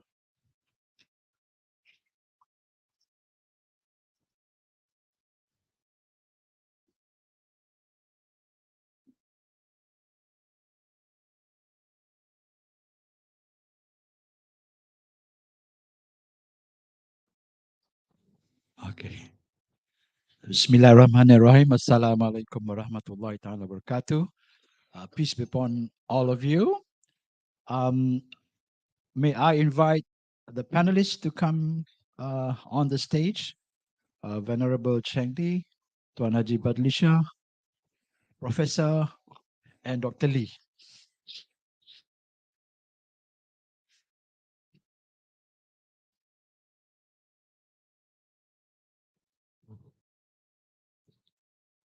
Okay. I will first introduce them all in the beginning so that you know who they are instead of just staring with blank faces and waiting for them to be introduced just before they speak. Okay, we go according to how they sit. And the first speaker will be Venerable Chengdi. Did I pronounce correct? Boleh, yeah? Okay. Venerable Chengdi was assigned by Venerable Master Chin Kung, right, whom you heard just now, to establish a model town in Lujiang, Anhui Province, China, from 2005 to 2008. His achievements there were noteworthy. Lujiang soon became an exemplary model town visited by many Buddhists as well as faith leaders, and he developed his skills and efforts to promoting Buddhist traditions of peace and harmony based on the book Guidelines for Being a Good Person, better known as the Dizigui. And the small town of 48,000 began to transform as it reflected peace, harmony, and social cohesion. I am proud to say that in 2008, I was one of his students. I spent about 1 week in Lujiang. Actually, this time when I met him, I actually didn't very much recognize him because the last time, 15 years ago, he had hair. So I just realized that this is my teacher. Venerable Chengdi soon began to share the success of Lujiang with audiences in Taiwan, Singapore, Malaysia, Australia, the UK, and Canada. In 2006, he was invited to speak of his achievements in Lujiang at UNESCO headquarters in Paris. He was also invited to speak on the inspiration of Kung Shu Ziyao. Is it? I hope the pronunciation is okay. Governing principles of ancient China in modern society. The inspiration of Kung Shu Ziyao and World Peace and Harmony at UNESCO headquarters in Paris in 2013 and 2015. This represented a great honor in Buddhist circles. In 2010, he served as a principal advisor and chief lecturer of the academic program for the Chunghua Culture Educational Center in Malaysia. Since 2018, he has held the position of honorary associate director on virtues and ethics at the Academy of Sinology at the University of Wales, Trinity St. David in the UK. Venerable Chengdi has given over 3,000 hours of lectures on Buddhism. He has gained public recognition as a model teacher and practitioner of Buddhism across various regions and countries, including China, Taiwan, Hong Kong, Singapore, Malaysia, Indonesia, Canada, Australia, and the UK. He is a recognized authority on teaching the Dizigui. His voice on Buddhism is special. His Dharma talks on peace, harmony, and social cohesion are a benefit to many people. His practice of Pure Land Buddhism is a model for others. He is a great talent who can benefit all who listen to him. And when you listen to him speaking afterward, even though he'll be speaking in Chinese and there'll be translation, and if you had the opportunity to have listened to Master Ching Kung in the past, you will notice that the way he speaks is like how Master Ching Kung speaks. He reminds me of Master Ching Kung. Okay, then the second speaker will be Tuan Haji Badlisha. He is a graduate of Manchester University, UK. He's a chemical engineer. He is the president of IKRAM, a very progressive Islamic NGO. The third speaker will be Professor Dr. Suresh, who is a very, very popular speaker in many, many forums, because I'm sure he will also make us enjoy his speech. He always makes us laugh, but he delivers the message, right? He is a professor of parasitology and a brilliant scholar in research. And he is the advisor of the Satya Sai organization and coordinator of the Friendship Group for Interfaith Service. Next, we have Dr. Lee. Okay, I was with Dr. Lee, moderating Dr. Lee in a panel yesterday also. Okay, but yesterday, everything was fine. Today, I have to moderate with a blocked nose and a sore throat. So I hope you all will bear with me. Okay, Dr. Lee is very modest. She gives us a very, very brief CV.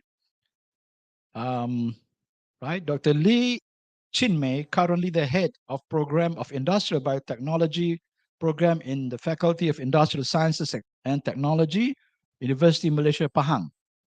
In 2018, Dr. Lee successfully completed her doctoral studies at the University of Cambridge, United Kingdom, under the sponsorship of the Malaysian Ministry of Higher Education. Dr. Lee Chinmay has been a practitioner of Pure Land Buddhism since her secondary school years, following the teachings of the Venerable Master Chin Kung. Her spiritual journey has greatly influenced her personal and professional life, guiding her in her pursuit of knowledge and compassionate service to others. Okay, except for Venerable Chingde, okay, the others I will time. Venerable, being my teacher, I cannot tell him to stop. You don't tell your teacher to stop, but also because you know he's because he has an interpreter, so definitely he'll take more time. All right, we are also behind time. We are 35 minutes late, yeah, in starting. So the rest will have 10 minutes each. But Venerable Chingde will have more. Venerable.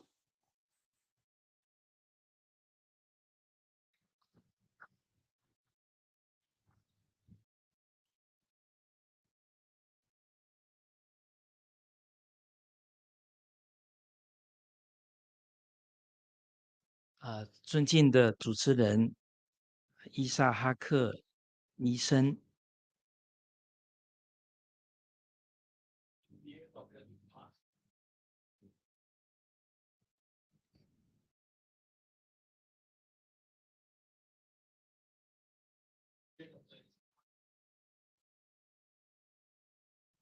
，Yes, thank you.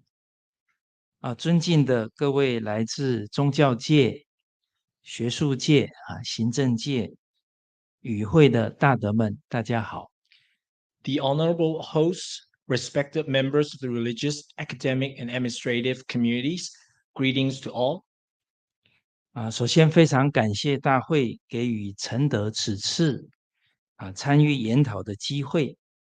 本段研讨会的主题是希望我们可以共同来省思关于那些能够维系人类彼此尊重、彼此团结以及彼此和谐的真正根本。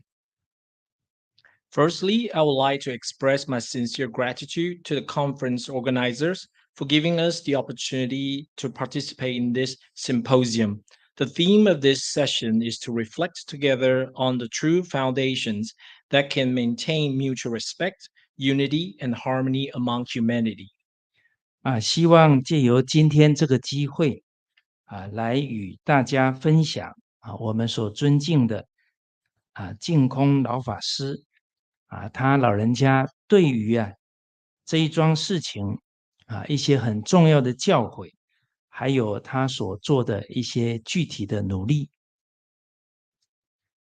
This foundation is indeed the most important issue in the world today. Therefore, I hope to take this opportunity to share with you some important teachings and related efforts of our revered master, Venerable Qin Kong. 老法师曾经说过一个小朋友遇到困难的时候呢，他会找他的父母那当一个国家、一个民族遇到困难的时候呢，那他应该会找他的老祖宗。Master Qin Kong once said that when a child faces a problem, he or she will always go to their parents to look for solutions. When a country, a community is facing problems, we all should go to our ancestors to look for answers and solutions. 就像我们阿米尔博士刚刚有提到我们的首相从这个古兰经里面找到这个马蒂娜这样的一个理念这个也是跟我们的祖先先知们学习。Just as Professor Chandra mentioned, our Prime Minister, he looked to Quran, and in Quran found the aspiration from the Medina Charter. Just like that, our Prime Minister is looking to our ancestors for solutions. 因为这个历史就像一面镜子它可以教导我们怎么把国家、家庭治理好。Because history is just like a mirror. It shows us how to manage our family, our societies, and in turn our country.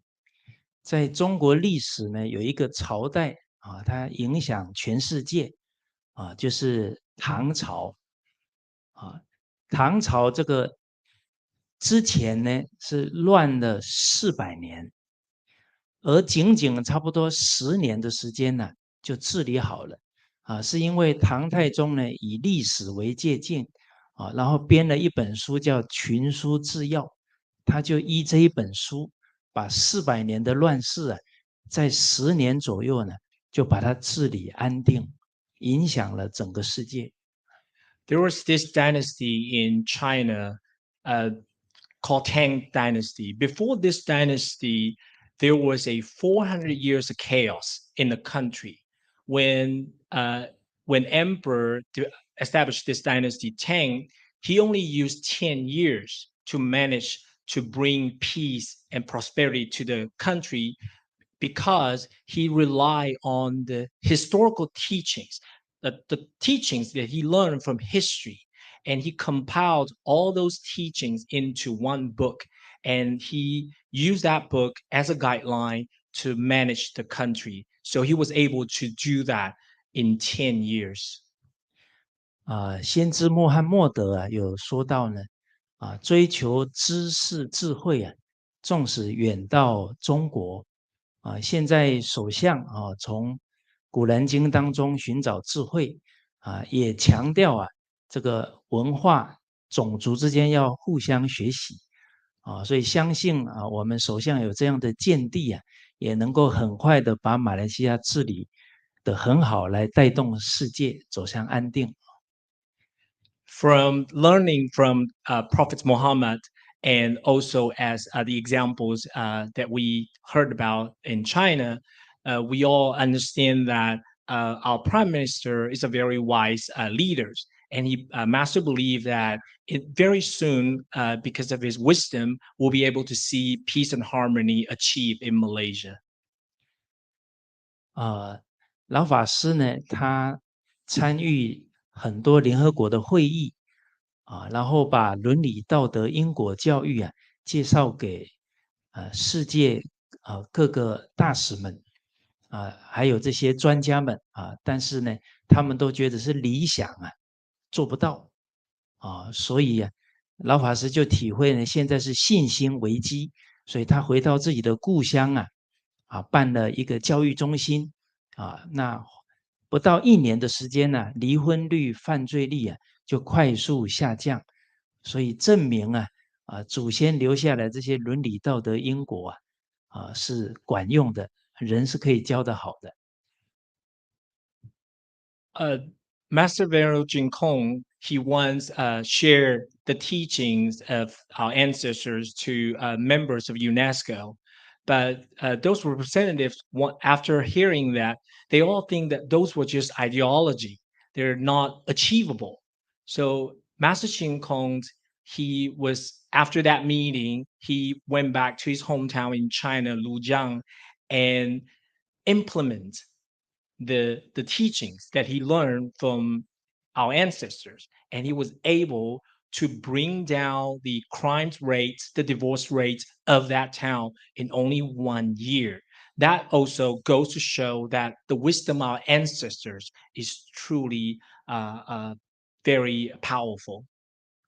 刚刚我们阿米尔博士有提到我们都是人类所以我们只要都遵循各个宗教这些先知们的教诲人都是可以教得好的。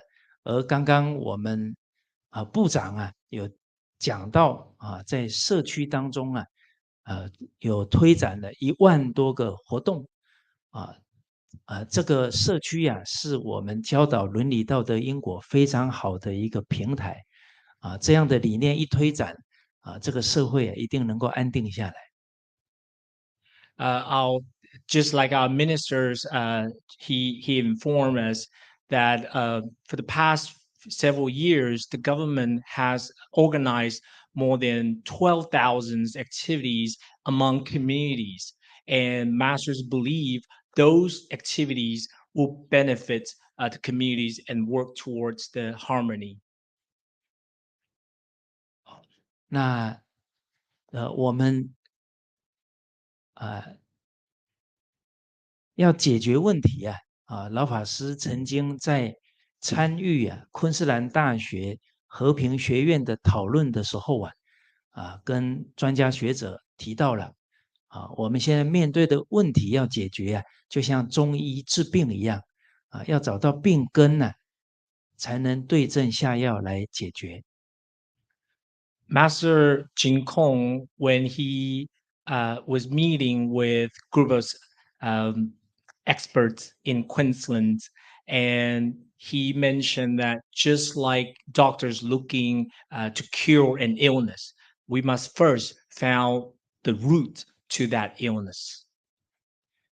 好，那我们看看呢，现在整个世界从个人的身心、家庭到社会到底出现了哪些问题比方说身癌症很严重心呢现在忧郁症呢很严重。When let's look at the community at large. Today, we are having a lot of problems, both on the outside and the inside. Physically, we have cancers, and mentally, depressions. It's very scary, and in communities, there are a lot of chaos. 我们的身心假如不和谐要再跟他人和谐是不容易的。If we can't find the peace and harmony within ourselves, both physically and mentally, how can we find peace without? 按照统计呢，19世纪最大的挑战是心脏病，20世纪呢最大的挑战是癌症，21世纪最大的挑战是忧郁症。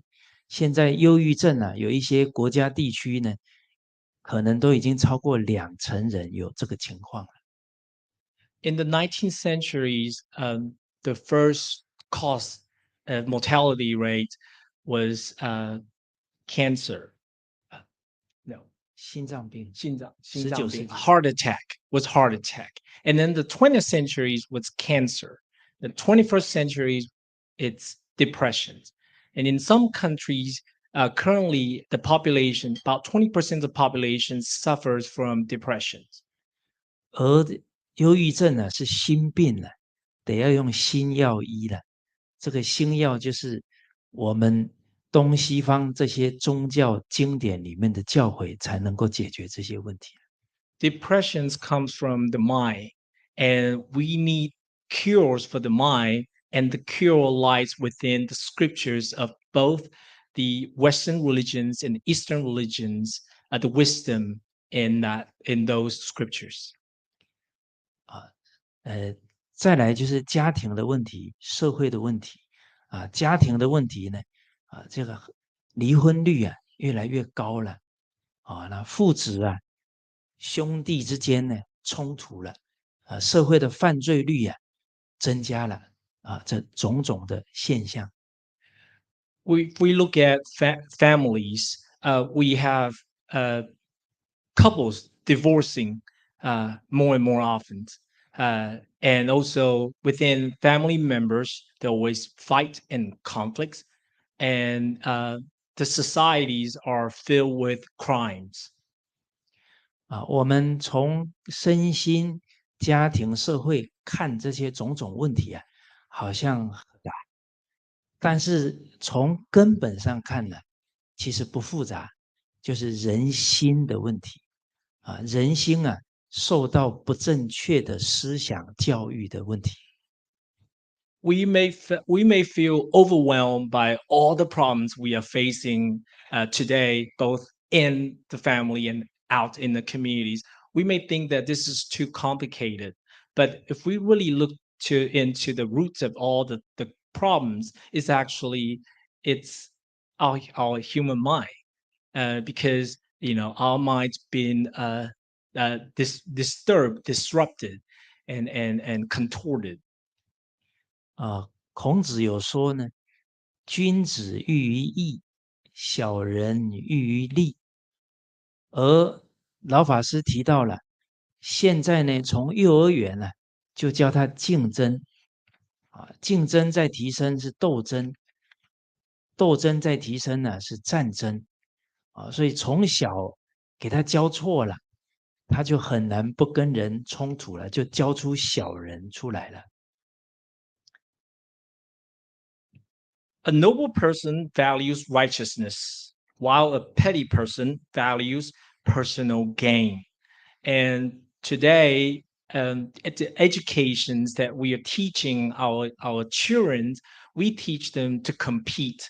We teach them to fight for yourself. And so we started this process in the wrong foot. So eventually leads to more conflicts and ultimately maybe even wars. 孟子在2000多年前也提醒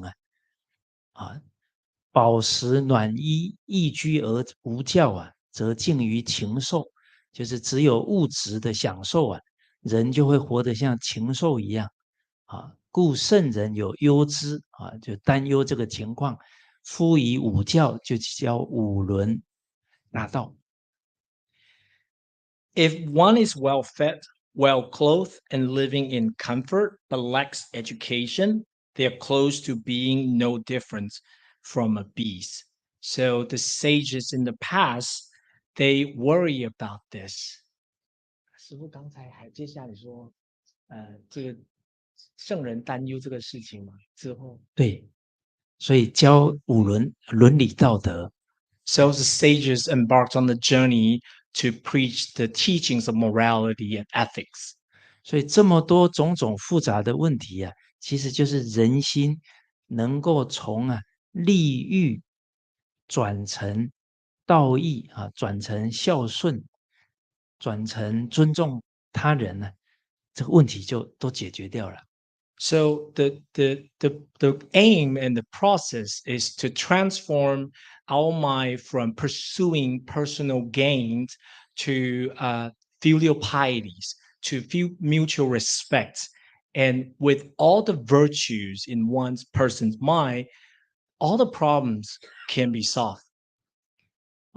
所以我们现在要赶快把正确的伦理道德因果圣贤教育教给小孩，最好是从胎教就要开始我们昨天那个李博士有提到。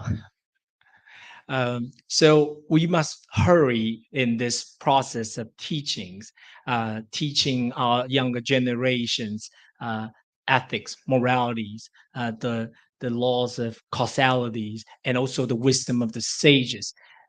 If we could start as early as during pregnancy states, just like Professor Lee talked about yesterday. 而我们现在呢，老法师有提到我们把4种关系处好就可以将世界呢带回来和平就是宗教与宗教平等对待，和睦相处种族与种族政党与政党，国家与国家这4种关系处好，可以再走回和平。Master Venerable Chin Kong believed that if we could manage and maintain good relationship between religions and religions, 就是races and political parties, and in turns countries. He believed if we could manage the good relation between these 4 areas, the world peace would be achievable. 而这4种关系呢，从宗教跟宗教下手，因为信宗教的人很多，就可以带动这个族群带动政党，带动国家。And among this, out of these 4 areas, religions is the first one, and it's the first one for us to tackle because many people are religious. If we could bring religions together, races, political parties, and countries will be able to bring together. 而这个所有的宗教其实都是教导伦理道德因果还有圣贤智慧，所以我们是可以有共同的见解，求同存异来教育大众。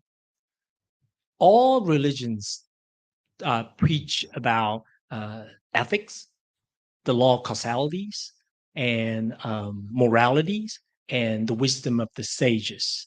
And so if we could find the common ground and integrate differences, this is totally workable.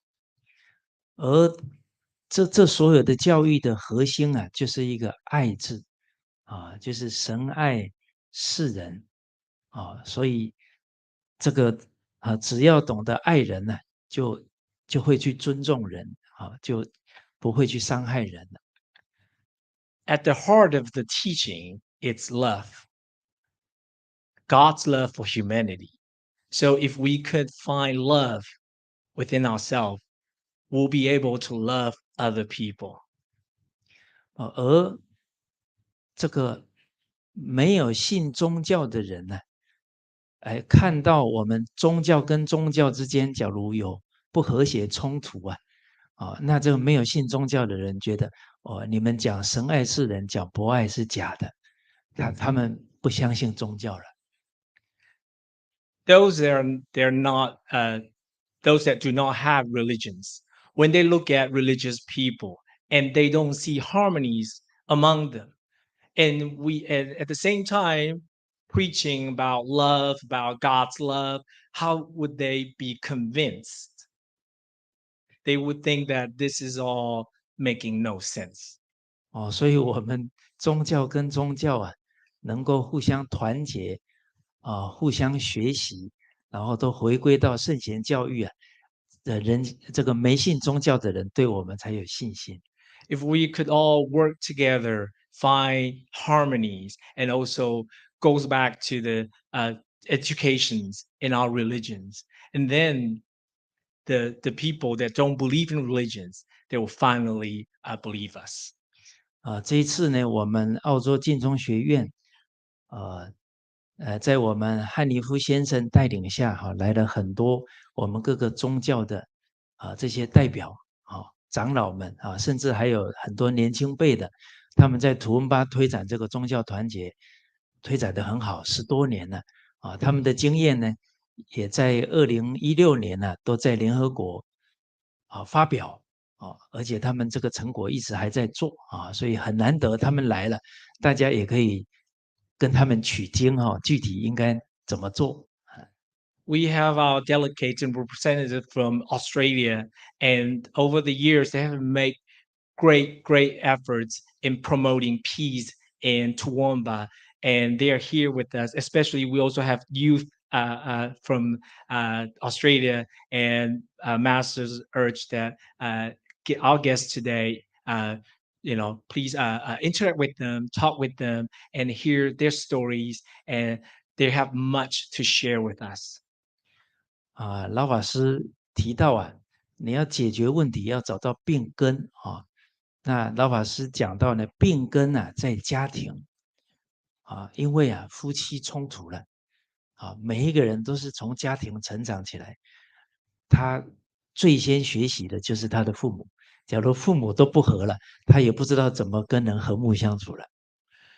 Master Venerable Chin Kong, he said that we must find the root to the problems, and the problems lies in family. And if spouses are fighting constantly, how can their children learn from their parents about peace and harmony? 所以这个我们当父母的能够和谐相处那家和万事兴呢，这个孩子的人格才能够健康。There's this one saying in Chinese, a harmonious family brings prosperity. So if husband and wife could, live together happily, and the children could learn so much from their parents, and this is how we solve the conflicts.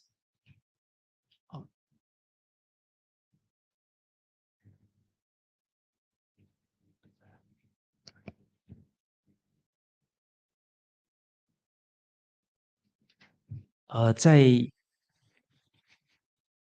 我们佛门呢也有讲到怎么和谐的方法呢就是用6合敬的方法那这个6合敬呢，首先第一个是见和同解，能够建立共识。In Buddhism, there's this called 6 harmonies. The first harmony is harmony in having the same viewpoints. 这个道理可以小到一个家庭团体，大到一个国家世界，都是可以用的比方说，你家庭里面呢，夫妻和合了你的孩子人格就健康。一个国家不同种族宗教都和合了，那国人都健康了。This very teaching, it could implement it as small units as one family unit, and if the family can find the same, could share the same viewpoints, this family will achieve harmony. It could also go as large as one country. If the nations all have the same viewpoints, this nation will be in harmony. 在我们不同宗教之间要能够建立共识啊，那老法师谈到了我们的这个上帝真主他有慈悲，又有智慧、大能能力他在古代呢因为这个交通不方便了，所以他必须视线很多身去适应每一个地区的这个习俗他的生活状况那所以他要变现很多身那现在呢这个交通还有这个网络都已经很发达了所以呢这个我们各个宗教是要成为一家人所谓宗教一家，众神一体我们都相信我们的这个真主是万能，他视现了那么多圣哲人都教的是同样是伦理道德因果圣贤教育，那这样我们就能和谐了不会冲突了。In the past, because we were separated geographically and also culturally, so this one true God, he manifested himself in different forms, enable to teach the local populations. But in today's societies, with technologies, we are all but one global village. So that both masters and Master Vermo Jinkongs believe that religions should be one family and everybody should be one in this family. 那六合敬第二个呢是戒和同修15还有3好戒和同修就像我们经典里面有10戒这一些戒律大家都一起遵守就不会冲突。The second harmony is harmony in observing the same precept, just like 10 commandments. If we all abide to that, there's no conflict. 生和同住大家一起生活呢，互相包容，互相理解。Live together, have mutual respect. 口和无争大家讲话呢都和气不要对立。When we speak to each other's, do not create conflicts. Always find the common ground, find that goes to work towards peace and harmony. 那义和同悦大家一起切磋，一起学习，一起成长。We all learn together and grow together. That's the aim of it. 还有利和同均就是有福同享，有难同当。We share the fruit out of our hardship, and also we conquered our problems together. 就像老法师当时候在新加坡的时候伊斯兰教要办一所公益的职业学校缺了资金老法师就发动这个整个佛教徒来办园游会把这一笔资金筹到了，帮助这个伊斯兰教成立这个学校。In Singapore, and a local Islam, they tried to establish a vocational school, but they did not have enough fund. So when Master Ching Kong heard about this, he brought together the local Buddhists, and they held a charity event, and they were able to raise enough fund to help the local Islam to establish this school. 那把好的宗教教育要传出去要有人才要有人才所以希望我们这个马来西亚可以各个宗教大家常常在一起，然后呢这个能培养出人才出来那又用一些传播媒体来讲经典不中断相信可以带动全世界都回归到各个好的宗教教育里。If we could continue having talks like today's, eventually cultivate enough educators and teachers that will go out into the communities and preach the teachings of respected religions. Masters believe that this peace that we're talking about today can be attained.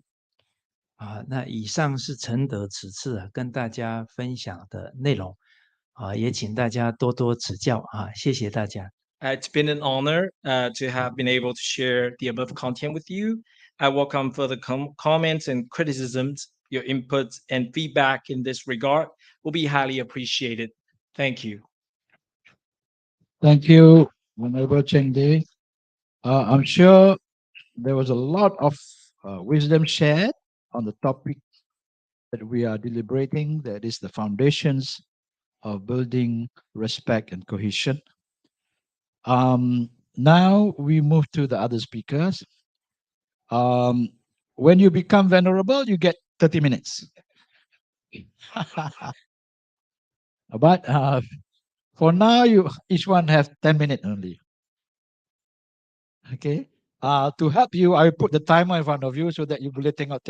By 10 minutes, the timer will come. Is it working? You watch here. Right, saya perlukan slide. Speak there.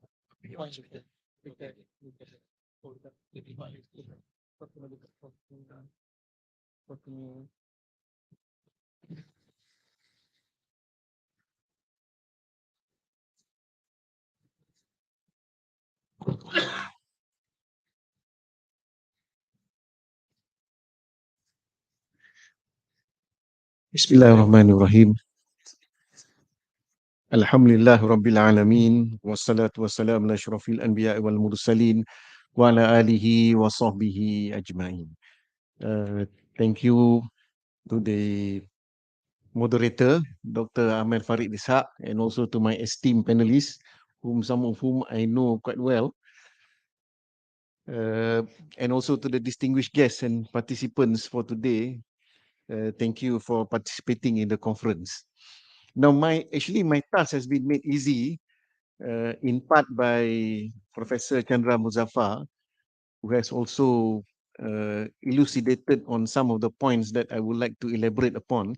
So I will try to keep within the 10 minutes as much as possible.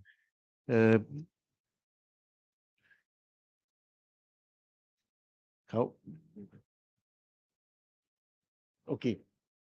Now, since the topic is on foundation for respect and cohesion, I would like to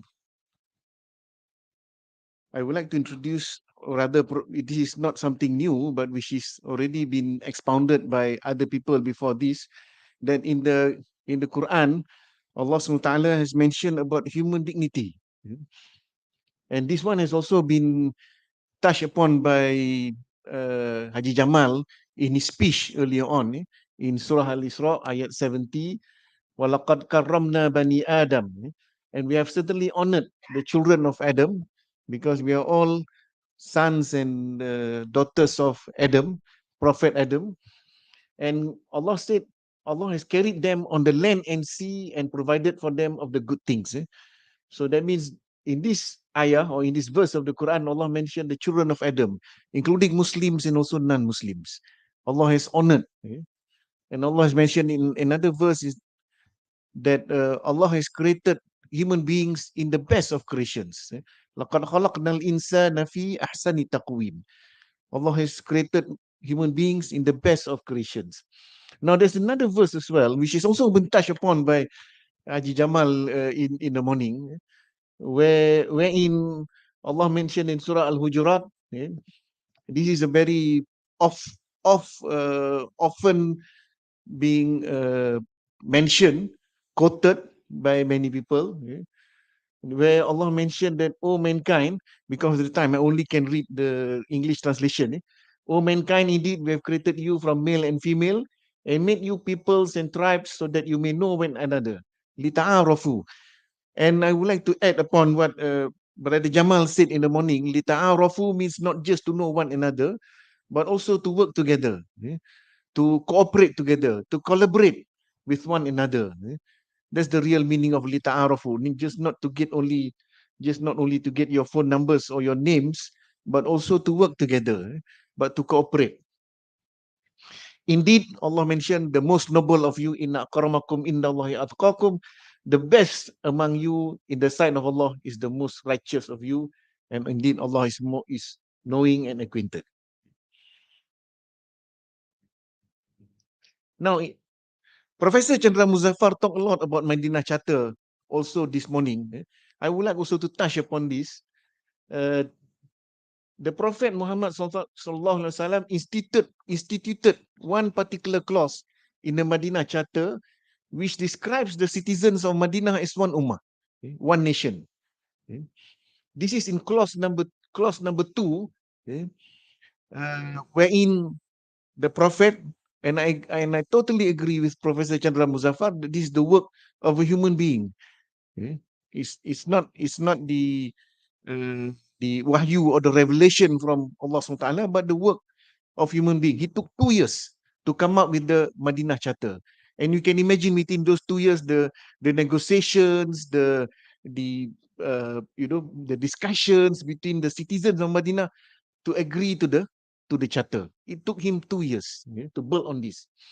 But in clause number 2 is very, very, very pertinent in the sense that Rasul SAW, the Prophet, refers to the brotherhood of humanity, irrespective of race and religion. When he mentioned in clause number 2, you are one ummah. Kalau if in the Malay translation, kamu adalah satu umat manusia, a nation of human beings. And this forms the foundation of the plural society of Madinah. Professor Chandra Muzaffar was correct in saying that in Madinah it's a pluralistic society. There were Muslims and non-Muslims. Even among the Ansar, there were also non-Muslims among the Ansar. We may have the notion that most of the Ansar or all of the Ansar are Muslims, but actually among the Ansar also were non-Muslims. And also there were Jews, Christians, and so on. So the Prophet gave equal rights and responsibilities of each citizen. There were no second-class citizens. Now, I have to move on quite fast.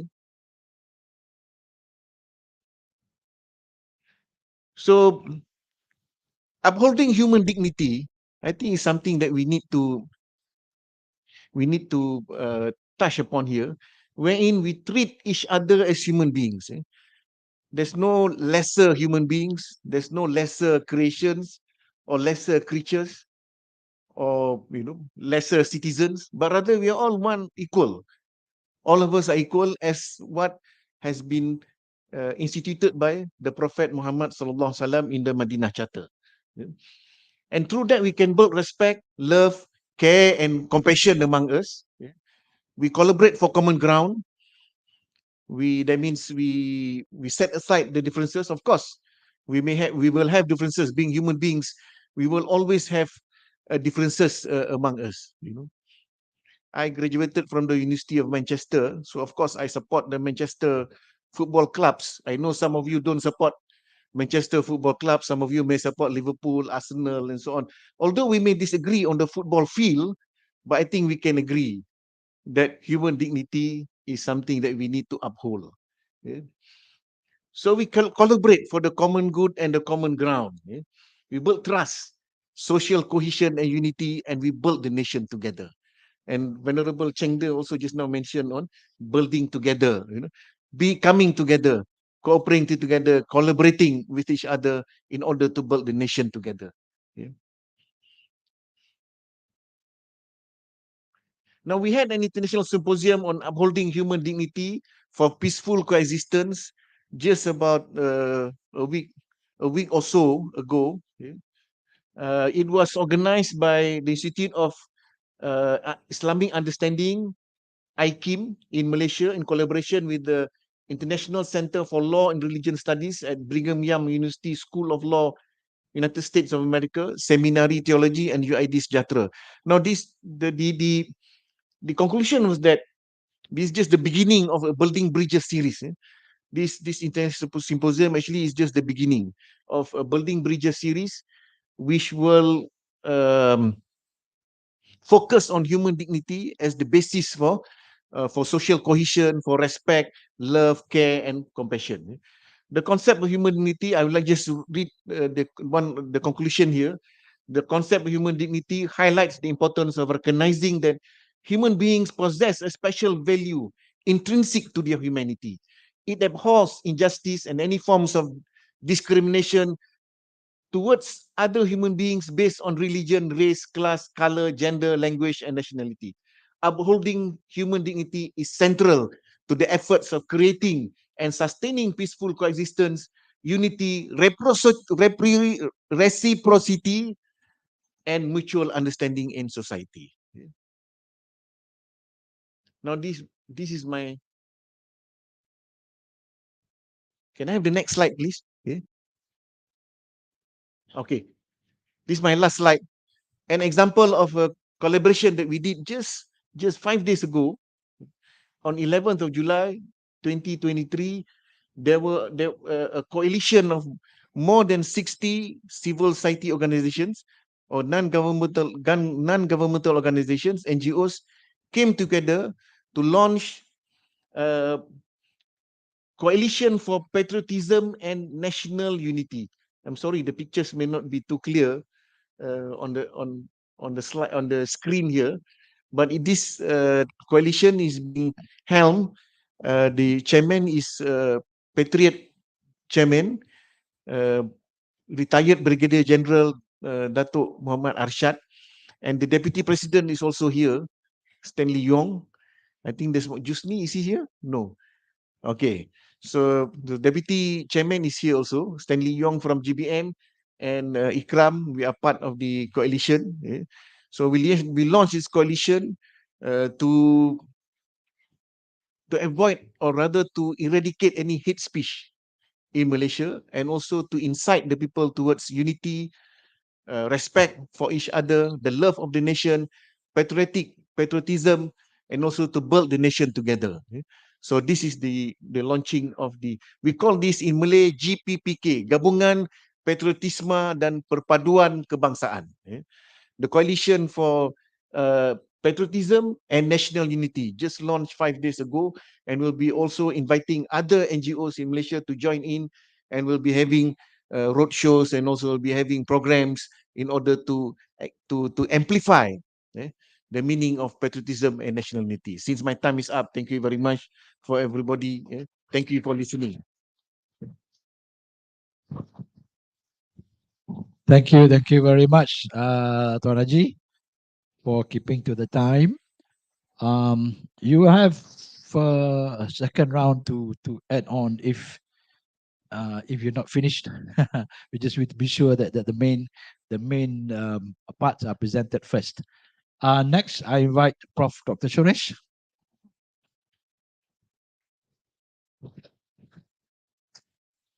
Respected elders, beloved brothers and sisters, this is a beautiful gathering, and we always look forward to this gathering because these are a group of people who will never do any harm to anybody. You are the people who will always promote harmony, unlike the people who are outside. Sometimes they do.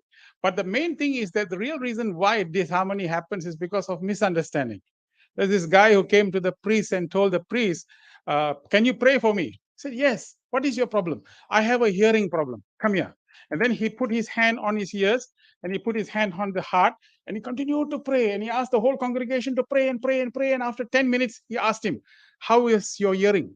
He said, my hearing is the same, but I was referring to my court hearing next week. So the issue here is that most of the time, most of the problems arise from misunderstanding. And it's the whole problem. So now I just want to show you some of the things that we have done This is a group of people, friendship group of interreligious service, where a group of people from ABIM, Angkatan Belia Islam, Council of Churches, Buddhist Vihara, Hindu Sangam, and the Gurudwara Council. Piling is here. There are quite a few members are here. So we have been doing consistently work for the last 20 years, giving medical camps, doing programs like this in the community, bringing forward an awareness. But most importantly, what is critical is that other than the programs, we got to know each other much better. So all these are programs that we have done in all these years. And we take the medical doctors to the rural areas, and in the doctors, they will not put their name here. They will put Hindu, Christian, or Muslim, and everything else, so that the people out there know that they are being treated by doctors who come from different faiths. And the treatment still works, so this is we have had a football session, planting trees in the schools, like that. So many activities have been launched throughout. We have got interfaith youth choir, interfaith orchestra, interfaith drama, and we have taken the drama to various places in the country. We have done medical camps. And one of the best reasons why we can unite, very interestingly enough, and I just want to let you know, actually, when you say unity, I mean, how can you measure that? We just come together and no, but the real measurement of unity is that come together to face a problem. For example, if you come together and go towards preventing drugs, okay, that means you have managed to solve a problem. Come together to solve society problems. That is what that's why we are united. That's why, so what we got together is all these youth from various religious groups who came together and volunteered, and they went and trained 13,000 University Malaya students for drugs, alcohol, relationship issue, time wastage, and smoking, which is a social programs. And that is why nobody really cares for what you believe. But I think everybody is concerned about what is the consequence of your belief. I think this is the most important thing. And this is a nice quote to remember, that if you believe something, we need to know what is the consequence of your belief. And if the consequence of your belief go towards promotion of health, promotion of care, promotion of love, do things that makes concern, then the non-religious people will know, hey, being religious, there is a consequence to being religious. And that's what we should try and reflect. Now, the main thing is, this is all the dramas that we've staged in many places, in many platforms. We have gone to Perak. When the flights got missing, MH gone, we all came together. We went to the mosque. We prayed. During the Buka Puasa, all the non-Muslims will gather in the mosque, and we prayed there also. And the mullah Putrajaya became vegetarian on that day and gave us vegetarian food, and he gave sermon, and we also talked about it. The church father spoke. So creating that kind of harmony. We need to move beyond concepts and ideas. It's no point saying united, but if you don't feel it, you have to feel this. And together we do it collectively, we feel this. We played football. Whenever there's a disaster, we all come together and help. And I think that's why disaster, you notice, nobody cares about religion and race. Everybody helps each other. I think that's why it's called natural disaster. The disaster brings us back to nature. Yeah. So this is the drugs program that we did in the university. All those blue t-shirt guys are people coming from different religions group, all wearing the same t-shirt, helping together, and so on. But now the key point is, what do we do? What is the action plan that we should do? I think the action plan that we should do is that we need to move. We have to have a resolution. You have to build the unity where? In the neighborhood, in your community houses, in your whole neighborhood. We have to encourage the Malays to invite the Chinese and the Indians for the Hari Raya in your house. And that doesn't cost much money. And the Indians should be inviting the others inside, and make sure when the others come, make sure the food is halal and all that. Vegetarian is halal. But anyway, the point of the story is that unless we encourage these things at the community level, it's not going to happen, because people live in fear. People fear. The reason why we work together so well is because the first thing that we need to do, is taking back from Prof. Chandra, what you said, is to educate. Unless you provide education and awareness, we are continuously going to be immature about it.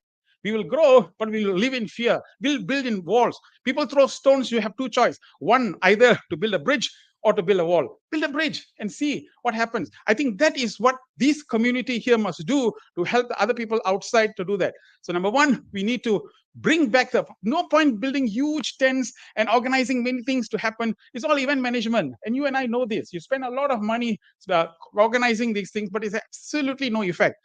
Bring spend a little, but go back to the communities. Just give them a little bit of dana and all that money and all that. Make that happen in the communities that you live. Number two, you have to have educational models. People here should become ambassadors of unity. You should take this back and create study circles within your community. Bring everybody together. Hey, why do you celebrate Hari Raya? Why do you celebrate Chinese New Year? We should have that class in the schools there with the community members.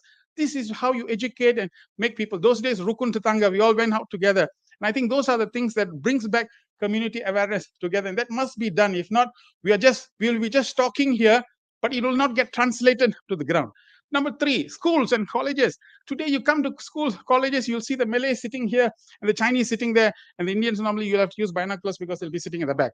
And this is your one Malaysia concept. So the idea is they're not even brave to sit with each other simply because of polarization. And the lecturers and professors and all that stand in the university and give big lectures for Pertubuhan, Traska, Majuan, and all these things. But you have it right in front. You're not even able to make the class sit with each other. I think this is where we abdicate the responsibility. So if this IBPC is going to be of any meaningful use, translate these ideals into Kementerian Perpaduan and get this rolled out into universities and colleges so that this becomes a real lifestyle change that we must do. Unless we do these things in earnestness, with intensity, we will all be just talking. And it will be things like this, which is very nice in vapor, but we need to condense it to water and even condense it to ice so that people can see and people can feel. And then we break the ice and make sure that all work together and go forward together. I think unity is what we don't have to go to, like Reverend says, I'm sorry, Reverend, because I'm not a venerable, so I have to finish in 10 minutes. Yeah, so the point here is that we don't have to go take the wisdom back to the ancestors, but we can even just go right up to the point where pre-colonial days where the people were living to that extent. Just come back to that point and bring back the society back onto the main track. Do not allow the fearful people who is misguiding to hijack the agenda of national unity. That is our mistake that we do, because the moderate people are quiet. The people who are eccentrically shouting, it comes out in the newspaper, and then we all get confused. But nobody says anything against it. And that is our fault. The fault is that the abdication of moderate people who are silent and watching this is our problem. The extreme people will always make noise because they have misunderstood the agenda. But we have no other counter voice. And I think time has come where we have to stand together as NGOs, like in Bangladesh and many other countries. NGOs are a moving force. And when NGOs come together and we provide a kind of a solid evidence and backing up, I think we can help this country go back to the concept of Madani, concept of civil, concept of making everybody very, very harmonious and uniform. Perpaduan has a role, unity has a role. And we need to make sure that we really become good ambassadors, proper ambassadors, truthful ambassadors, people who become the beacon of light like Baghdad. We can become the walking Baghdads and make sure that every country where we come from or every country where we are, we have the noble ambition and hope to bring this country back to where it was originally. Thank you.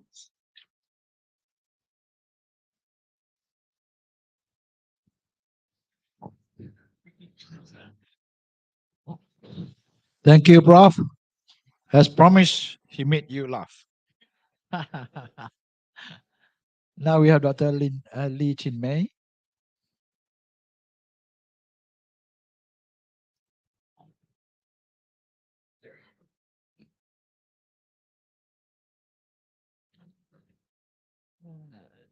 Sorry, I need my slide as well. Okay, thank you. So good morning, ladies and gentlemen.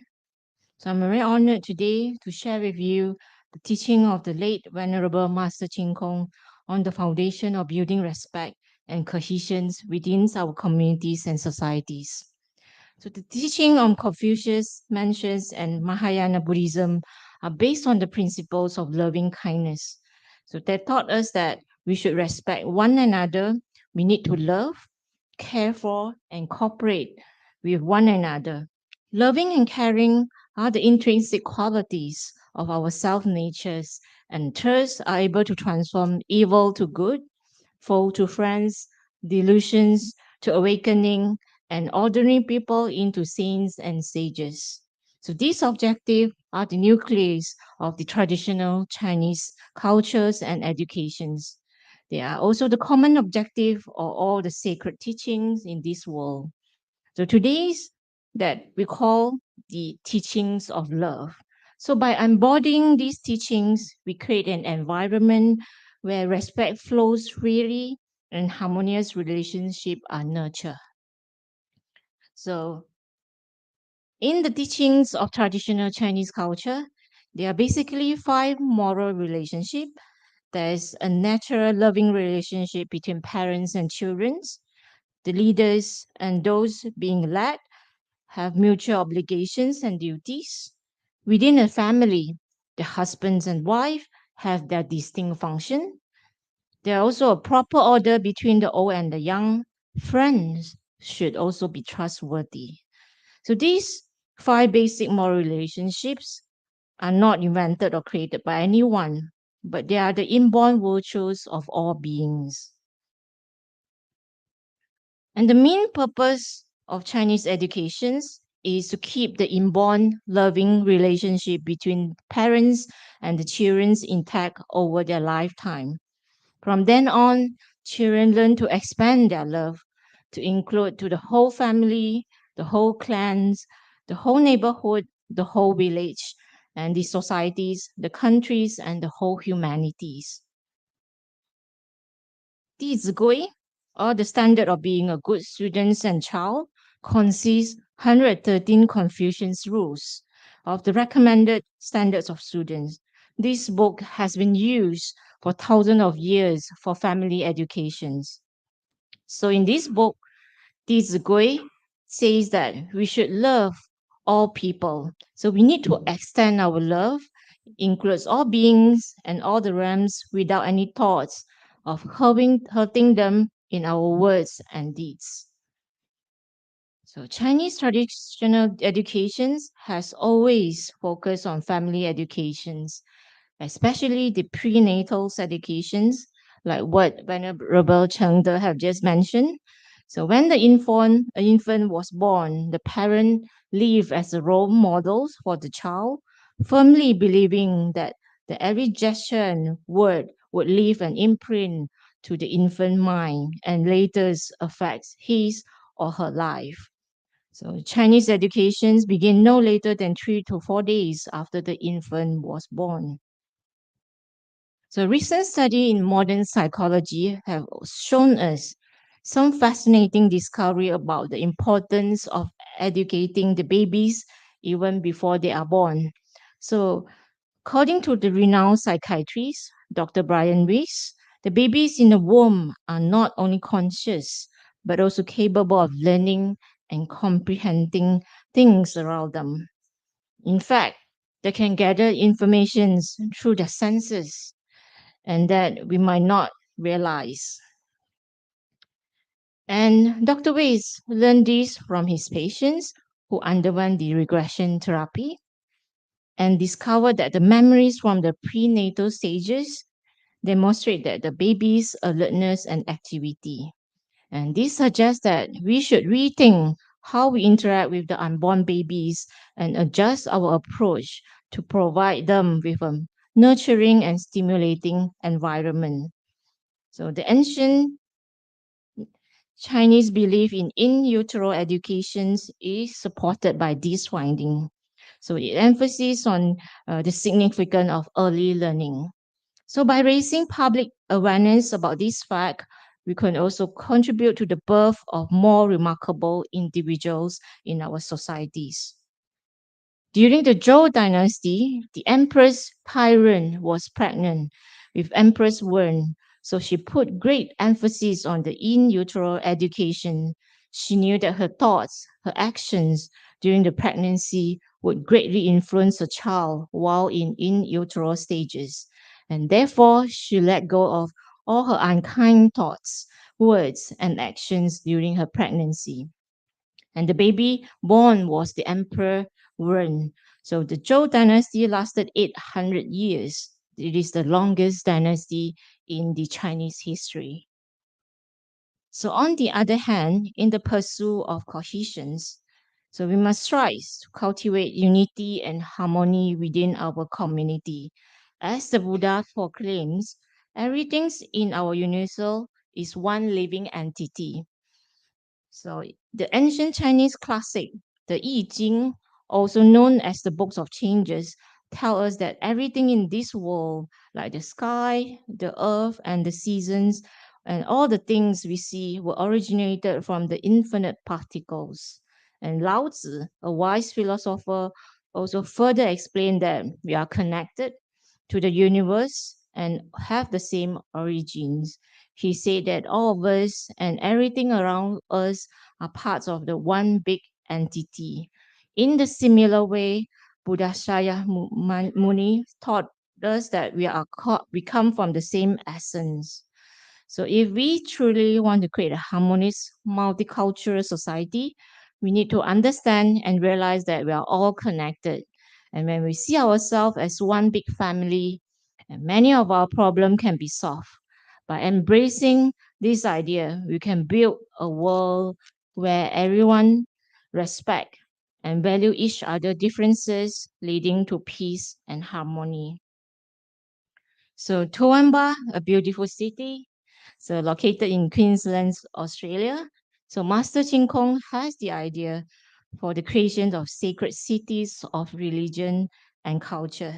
So Toowoomba has become a shining example of inclusiveness, with over 80 different ethnicities speaking more than 100 languages, coexisting harmoniously. So this interfaith community in Toowoomba has come together and celebrate various festivals together. And they also actively address the needs of migrants and refugees.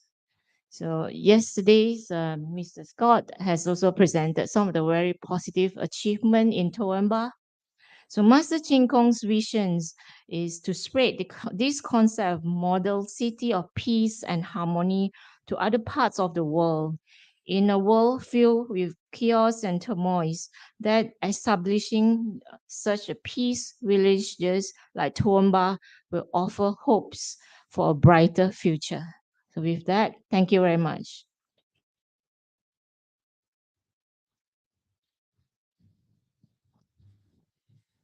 Thank you very much, Dr. Lee. Sorry, guys, I promised you a second round, but I received a note from the organizer that we have to conclude because too many people in the audience are looking so hungry.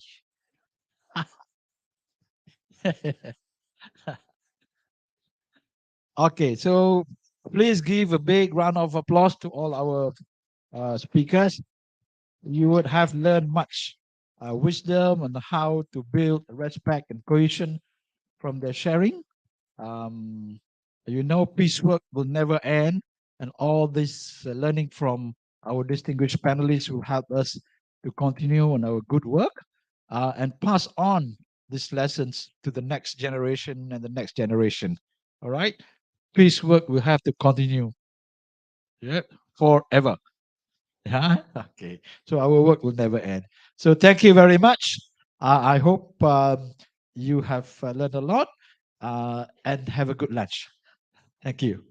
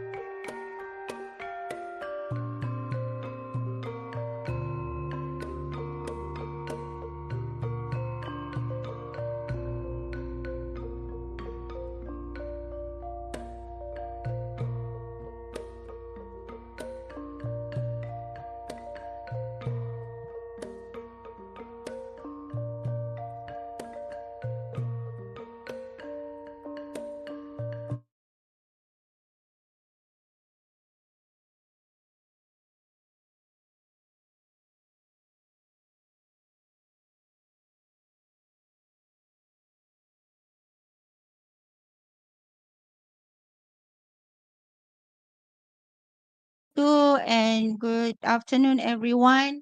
I would like to invite the speakers just now, but they are all already on the stage. Right. So I better sit down. Assalamualaikum. Okay, are we ready? This afternoon is going to be a good session because we're going to look at one new concept, which is actually not so new, but perhaps because it is a newly introduced slogan by the Prime Minister, the current Prime Minister. So let me greet our speakers for today with me on the stage. On my very far right, we have Co-Episcopal Very Reverend Philip Thomas. And then we have Miss Evelyn Ray. Yeah. And then we have Professor Dr. Phyllis Chew. And we have Mr. Sardar Jagir Singh.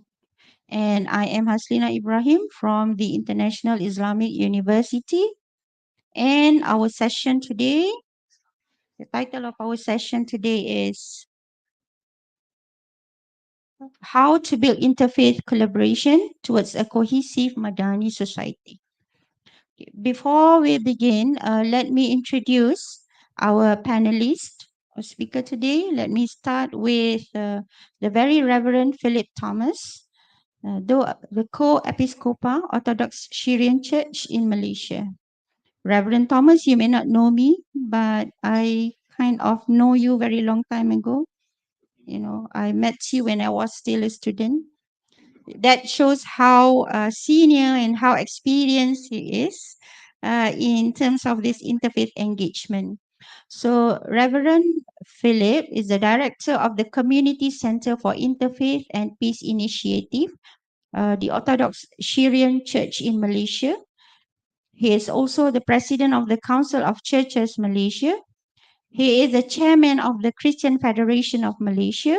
He is the president of the YMCA Kuala Lumpur, the Vice President of National Council of YMCAs Malaysia, and he is the advisor to Friendship Group for Interreligious Services, FGIS.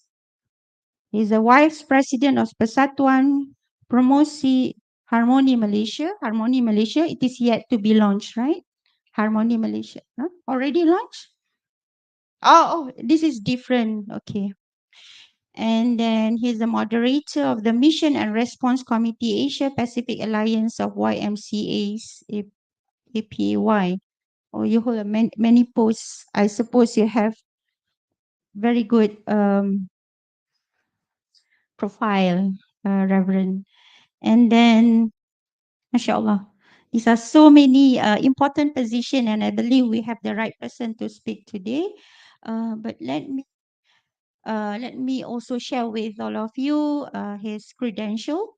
So he graduated in Bachelor of Divinity from the Orthodox Theological Seminary, Kottayam, Kerala, India in 1981.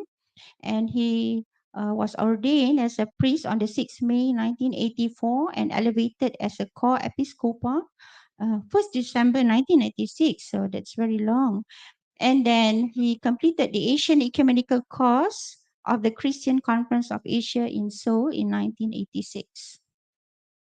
Okay. And then let me also introduce, before we go to the session, Miss Evelyn Ray. Okay. Miss Evelyn Ray, then I have to check with my notes here. Okay. Miss Evelyn Ray is a retired physiotherapist. I should consult you after this. How much would that be? And then the former communications director for the Church of Jesus Christ of Latter-day Saints in her region, including Toowoomba, member of the Toowoomba Interfaith Working Group and Queensland Faith Community Council. And her current church responsibility is as service mission leader along with her husband, working with young service missionaries in Queensland. Welcome to Malaysia. I bet this is not your first time in Malaysia. Oh, okay.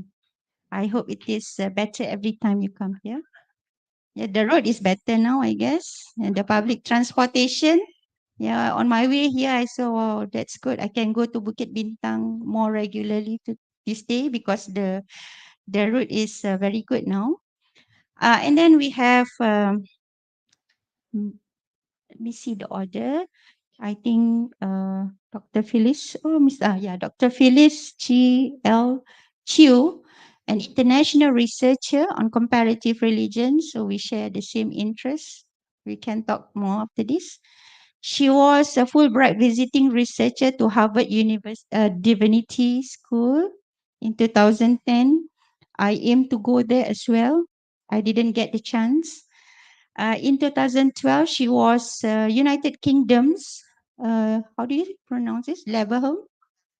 Leverhulme, visiting professor, visiting several UK universities to lecture on the linguistic potential of interfaith harmony. This is interesting. This is new to me. Her academic publications includes Chinese religion and the Baha'i faith and Muslim education in the 21st century, Asian perspectives. Maybe I should look for this book. She is currently the vice president of the Center for Interfaith Understanding in Singapore. Like your sense of humor. Oh, okay. Well, when you are nervous, that's what you do. Okay, and then Mr. Jagirsi, we met in many of the occasions. I know you by face, but we never talked. But I'm glad that we are able to talk now, and I'm able to pin you down in the session. A lawyer by profession. I'm always scared of lawyers because they talk very well. I'm a lecturer. I'm supposed to talk too, but I think lawyers talk better than me. I am a good talker in class.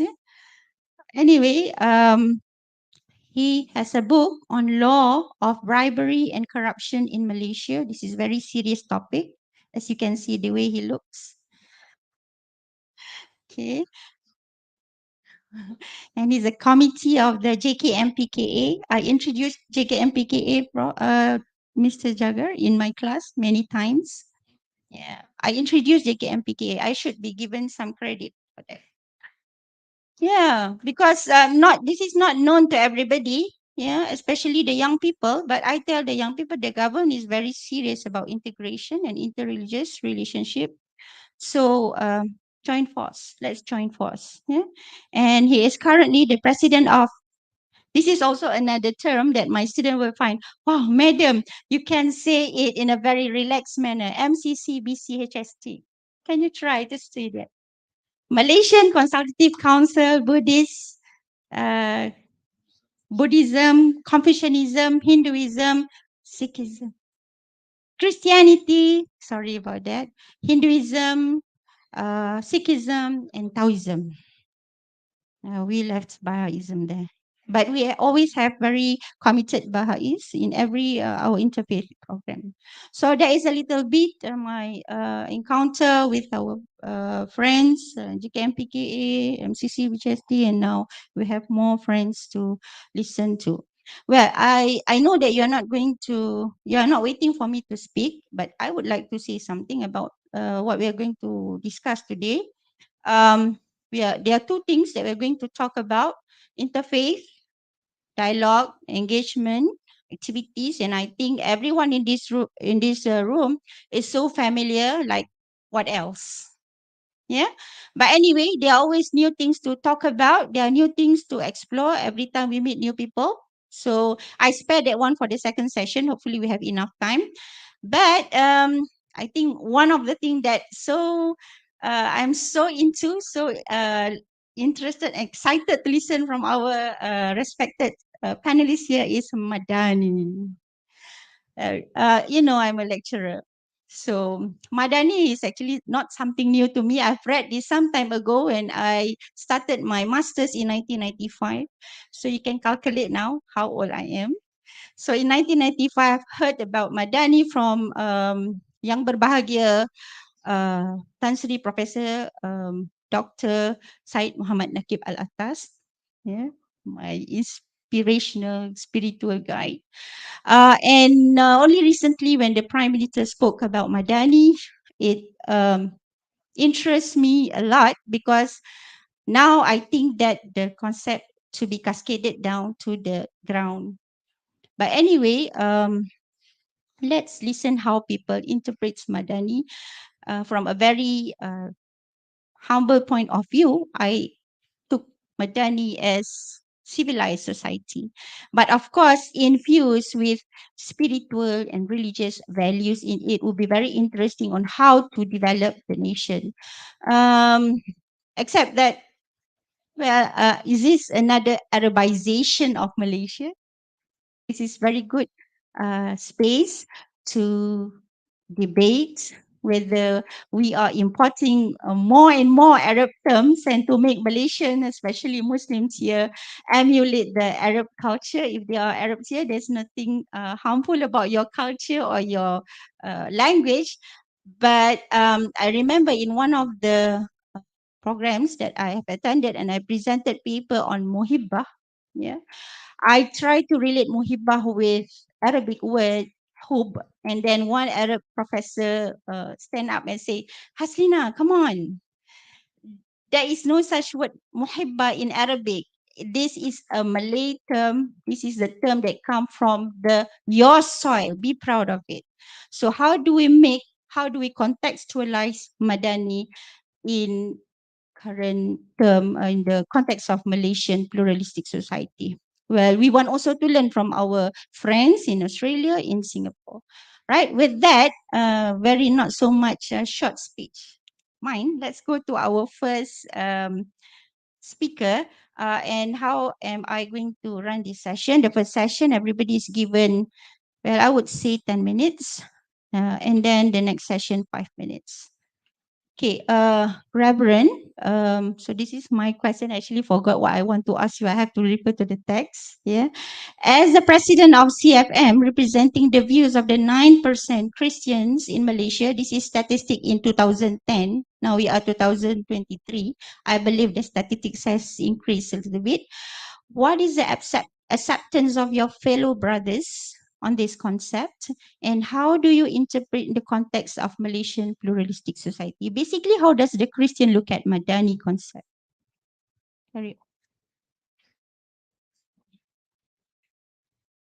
Yes. Thank you, Prof. Just to profile the Christian Federation of Malaysia, which is consists of three component bodies. Three component Christian bodies. One is the Roman Catholic Church. The second one is the Council of Churches of Malaysia, which consists of all the mainline churches. And their regional body will be the Christian Conference of Asia. And their, the world body will be the World Council of Churches. They are the member churches, that is CCM. And we have the third component body in the CFM, that is the National Evangelical Christian Fellowship, NECF. So we have this wide spectrum of Christian traditions under this one umbrella called the Christian Federation of Malaysia, and which comprises about almost 90 to 95% of the Christians in our country. From the various traditions, there have been different efforts in trying to realize and forge unity, oneness, engagement with other faiths. At different times, we have done this. And I think now it is, the platform is right, historically speaking. I think there is a kind of a convergence because it is now publicly proclaimed that there is this Madani concept where we are looking forward to unity, oneness, respect, and tolerance, good governance. So all things that are good, although this was there even in the past. But I think this is now like proclaimed, and so everyone can now move in that kind of a direction. And I think there's a lot of positive response from Christians generally to engage in this kind of a positive, positive, not just approach, but action itself.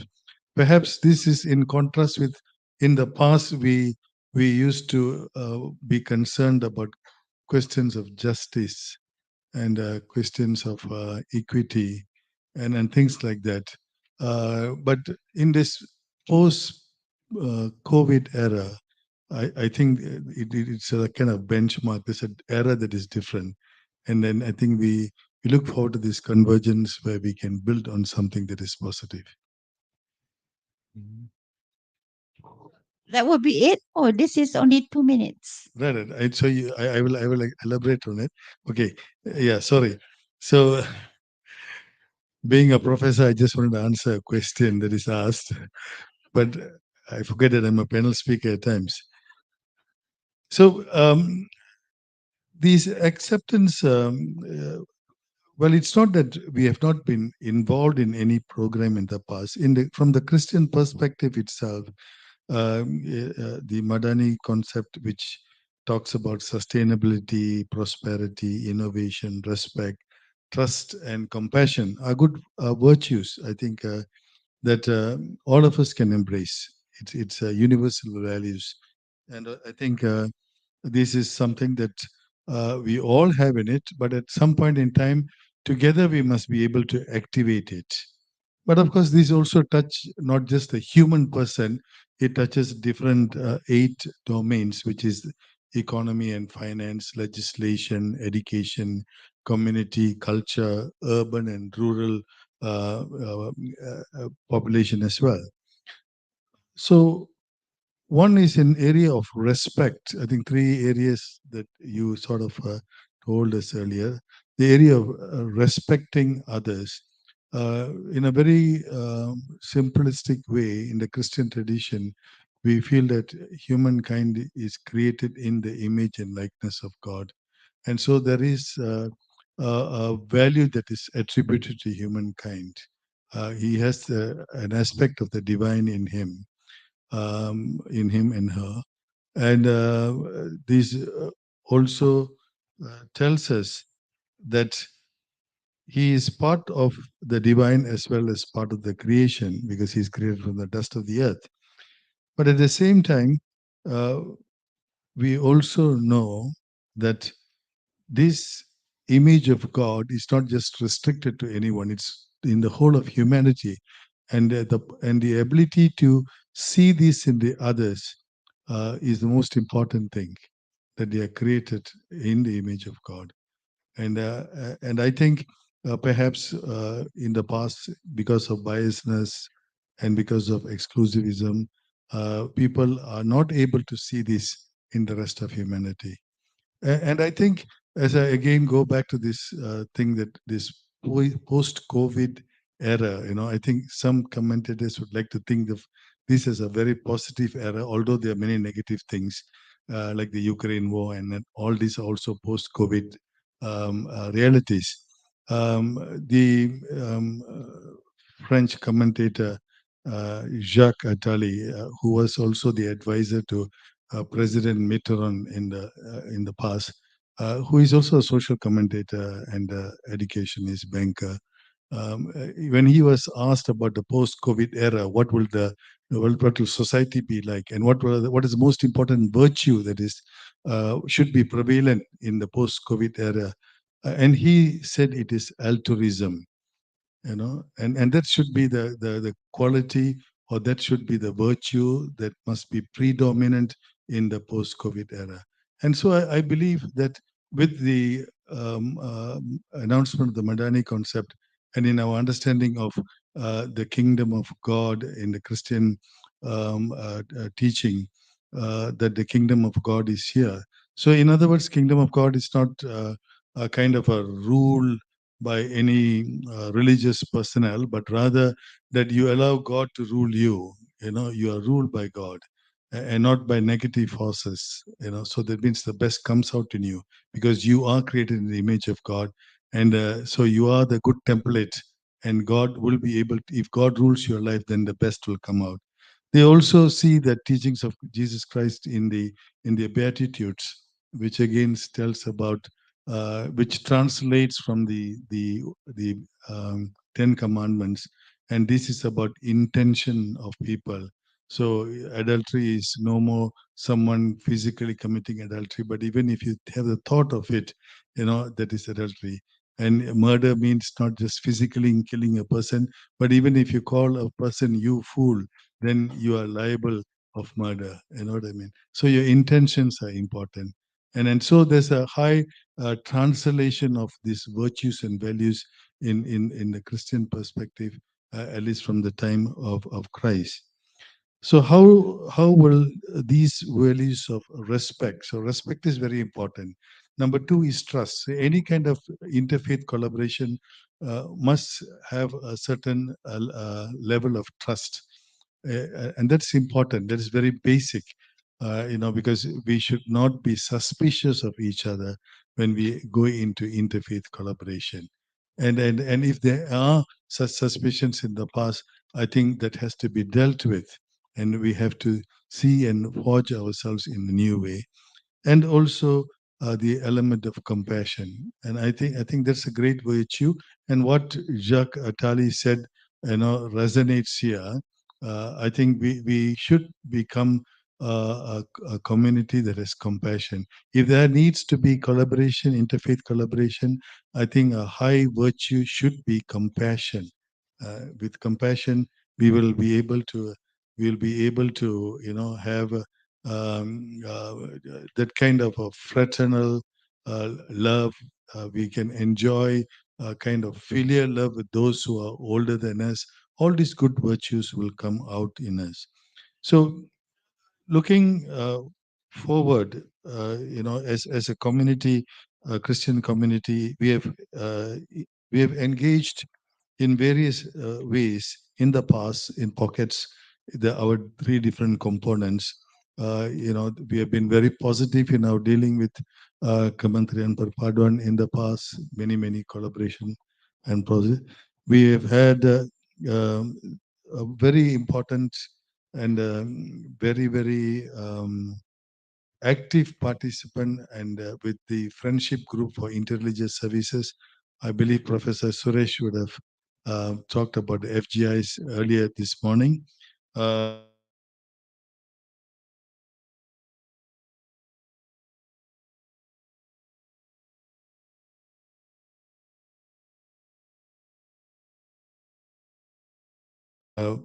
With the Majlis, MCC, BHST, we are also one of the component bodies. In a very micro level, like in the area of brickfields, we have had actually 2 harmony walks, whereby all the people of all the places of worship in brickfields. Brickfields is a classic example of a place where we have all the places of worship except a Gurdwara. But historically speaking, there was a Gurdwara in Brickfields. Somehow it has moved and probably became the Gurdwara near the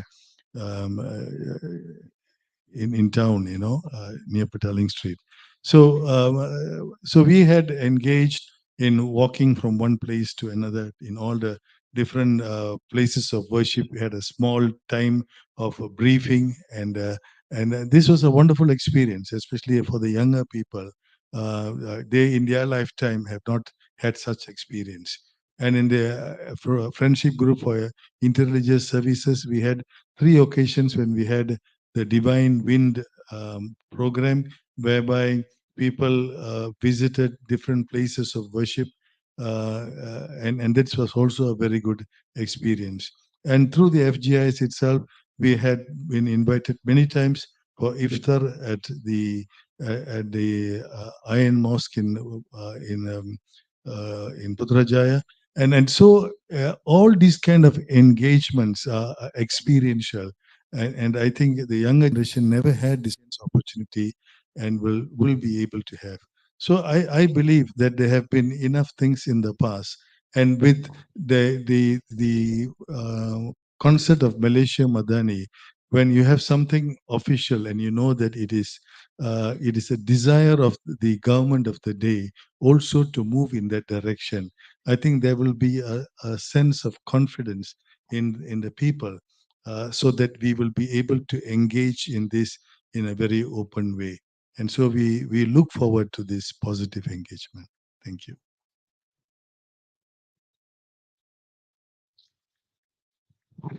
Thank you, Reverend Philip, for your explanation. It is always interesting for me to listen from someone who are trained in religious education background to speak about theology, theological concepts such as Imago Dei, yeah, in a very open way, not as exclusive perhaps as before. And this is also what I have been doing in the university, in my department, trying to open up the mind of the people that despite the very unique theological concept that we have in our respective religion, but that does not mean that we cannot relate it to a more universal concept, as you have explained it just now when you talk about. That's why I purposely ask you about compassion, yeah, about trust and compassion, because compassion is also another important doctrine in Christianity. Yeah, thank you very much for your explanation, and we will come again to you in the next round. So now I go to Miss Evelyn. Sorry again for this. Yeah, the question is, you are the director of the public affairs, the Church of Jesus Christ of Latter-day Saints in Australia. We would like to hear your impression, because I'm not so sure whether this is the first time that you encounter the phrase or the word Madani, but we are very much interested to know your impression and your views on the Madani concept, and how do you think this Madani is going to work for us Malaysian? We need to listen from external experts. Please, welcome. Thank you very much.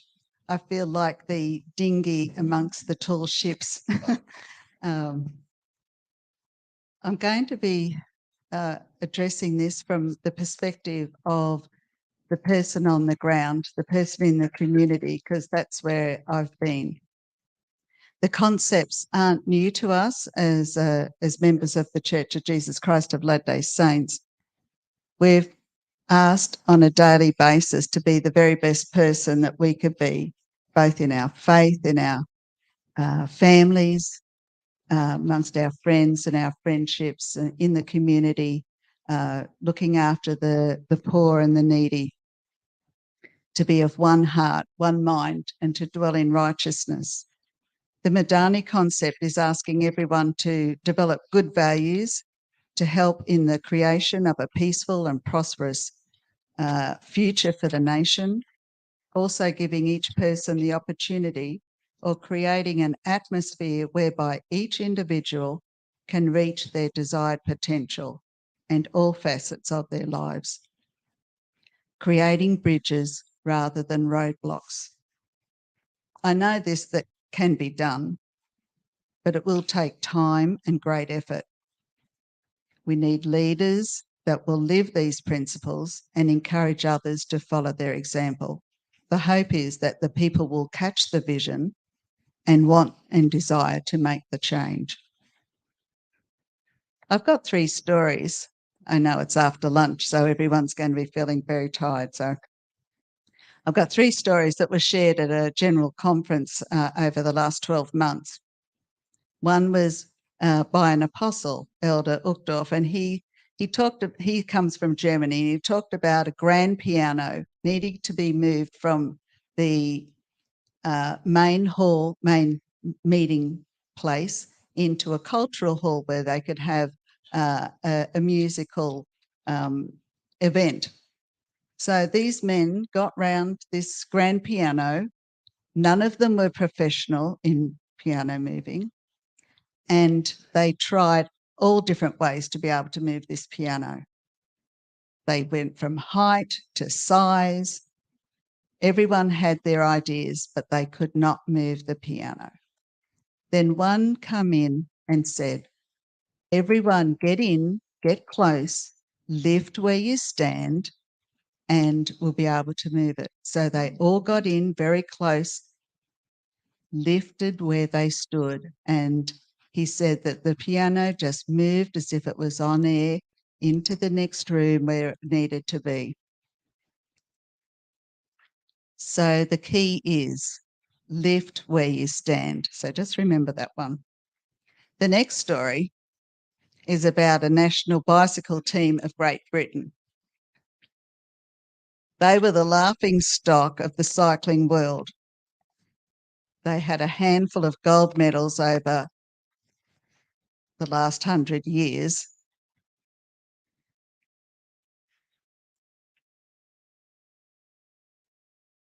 In the Olympics. Sorry, I had a brain freeze. And in the Tour de France, which is a well-known French competition, they had no wins in the last 110 years. So much so that companies that sold bikes would not sell bikes to them because they thought that would damage their reputation. And it was like that until 2003, when small changes were made that changed the trajectory of the cycling team. They hired a fellow by the name of David Brailsford, and he committed the strategy of marginal gains, making small improvements on everything. So he said, take everything apart on the bike, everything apart on their gear, look at the training regimes and make a small improvement, 1% improvement. And so they did that. They did the statistics and they went through it. And over time, these minute improvements led to stunning results. So much so that over the past 20 years, they've won the Tour de France 6 times. And in the past 4 Olympic Games, the most successful across all cycling disciplines. So that's when they've just made small improvements in every area. And I think if we can do that in our personal lives, one-on-one, and then touching the lives of the others, trying to share the things that we've experienced, then what joy could be brought into our lives and the lives of others. I've got another little story. Sorry. I had a cold and I took some medication. Now I'm as dry as anything. I know. My tongue's hitting my mouth. So now this story comes from our very early church history.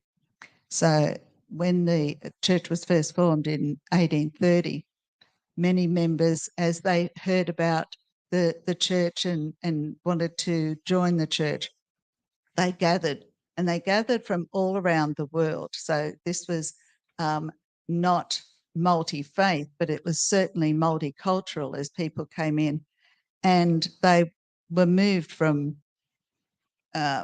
one area to another. And because they were industrious and they were strong in their beliefs, the communities didn't like it. And so they were persecuted until they ended up out in Salt Lake. And General Kane and his wife visited with a woman and her family called Matilda King. And she had her dinner on the stove. It was all just about prepared, and they had these guests that had come in. And 4 American Indians came in, looking like that they were happy to sit down and have a meal. They weren't invited, but they were there. And Matilda spoke to them in their own language, and they sat down on the floor with happy faces, expecting to be fed. And Elizabeth said to one of the children, "What did your mother say to those men?" "Oh," she said, "these people came in before you. I've only cooked enough for them. But if you sit down on your blankets and wait, and I'll call you when dinner's ready. And I've got yours sitting on the stove being prepared." And Elizabeth said, So does she really mean she'll feed them, or does she mean she'll give them the scraps at the kitchen door? And the son said, no, she will feed them at the table, just like she will you, and sit beside them. So from that, unity is enhanced when people are treated with dignity and respect, even though they are different in outward characteristics and beliefs, which which is a challenge across the world, not just here, it's across the world. So Michael Dunn, an elder of the church, said this year, every effort to change we make, no matter how tiny it seems to us, just might make the biggest difference in our lives. Just like that 1%. If we work on things in our own lives, help our communities, our families improve, whether it be in our scripture study, in the way we treat each other at home, that will then translate out into the community. If we apply these principles in our lives, things are going to improve, just like the bicycles. So, and if we help each other, lifting where we stand, we don't have to go too far to find someone to help out. Elder Suarez, an apostle, said, Jesus Christ's teaching focused particularly on the virtues of love, charity, patience, humility, and compassion. Fundamental attributes to those who want to become closer to God and promote his peace. Such attributes are gifts from God. As we strive to develop them, we will begin to see our neighbours' differences and weaknesses with more empathy, sensitivity, respect, and tolerance. One of the most evident signs that we are growing closer to God and becoming more like him is the loving, patient, and kind way with which we treat our fellow beings. Whatever the circumstances, as we strive to develop these attributes, we can become instruments of his peace in the world. How? By the manner in which we treat each other. And just in closing, I have a quote and a challenge by our prophet, President Russell M. Nelson. How we treat each other really matters. Contention drives away the spirit every time. Contention is a choice. Peacemaking is a choice. Building bridges of understanding will require much more of you. But that is exactly what your family, your friends, and your neighbours need. He challenges us to build up each other, learn from each other, and demonstrate respect for all God's children. May we link arms in love and brotherhood. Thank you.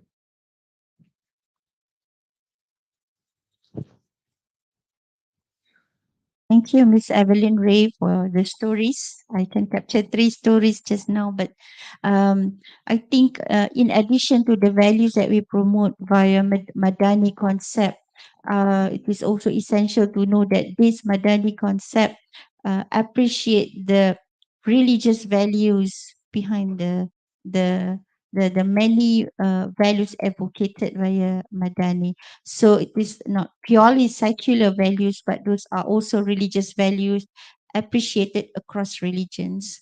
You are a retired physiotherapist, but I guess you're also a good teacher because you use stories to tell. And this is part of the pedagogies, especially when teaching the young people, as I can see in your brief CV that you are teaching the young missionaries. So I believe that you have made use of many stories to teach them. When you talk about stories just now, I remember there is one very famous stories of the 7 blind men. How many of you have come across this story? I think if you're so into interreligious thing, perhaps you come across this story when you read the work of perhaps Ananda Kumaraswamy and Jalaluddin Ar-Rumi of Al-Matnawi, and I think I came across this story in one of the Hindu sages. So this story talk about or tells about 7 blind men who wanted to know how does an elephant look like. Have you come across this story? I bet you have, some of you. So the blind men touched the different parts of the elephant and they thought that the elephant looks like the thing that they touch. So one person, one blind man who touched the body of the elephant, so the elephant is big like wall. The other blind person who touched the tail of the elephant say, oh, it is very long like string, and the other person touched the ear of the elephant, or it is like, what is it like? Huh? I don't remember what is it like. But there are like 7 different stories about how elephant look like. So the thing is, when these blind men didn't talk to each other, so they interpret elephant as the way they look at it, or they perceive it. And now, one another thing that I think we can learn from that story is that if we do not communicate with each other, then we are going to continue with our perceptions of things. Now that we are talking to each other, we are listening from different speakers, from their different from the different experience of our speakers, and we are able to put the jigsaw together and be able to understand the concept of Madani better. Well, sometimes when I narrate this story in class, I tell my students, so what is wrong with this story? Huh? So everybody was like, well, madam, I don't know what does it say. Well, anyway, do you think you are blind? If you want to use the analogy of this story, do you think you are blind? So I asked them, think about it, whether you're blind or not. If you're in the university and you think you are still a blind person, I cannot help you more. So that's about it. We go to the next speaker. I don't know whether that story is interesting to you or not. But anyway, for me, it is very interesting. Every time I read the story, I get new thing to learn. Okay, so our third speaker is Professor Dr. Phyllis Chew from Singapore. I love visiting Singapore. I told her just now, and then she said, why? Don't you like Malaysia? Of course, I like Malaysia. I like both Malaysia and Singapore because I can walk safe and sound in Malaysia as well in Singapore. I hope I can earn Singapore dollar so I can bridge Malaysia. Yeah. But yes, I love Singapore. I love going to Universal Studio, but I spend a lot of money there. All right, Professor, Singapore is as much pluralistic as Malaysia. Unlike Malaysia, Singapore holds pride for being a secular country that developed a secular society. Well, this is sensitive in Malaysia. If you talk about Malaysia being a secular country, secular society, this is a big no-no in Malaysia. So despite this, there is much freedom of religion in the country. Given this background, do you think that the concept of Madani be in contradiction with the values upheld by a secular country or secular society? Okay. Thank you, Chairperson Haslina, and welcome to Singapore. Now,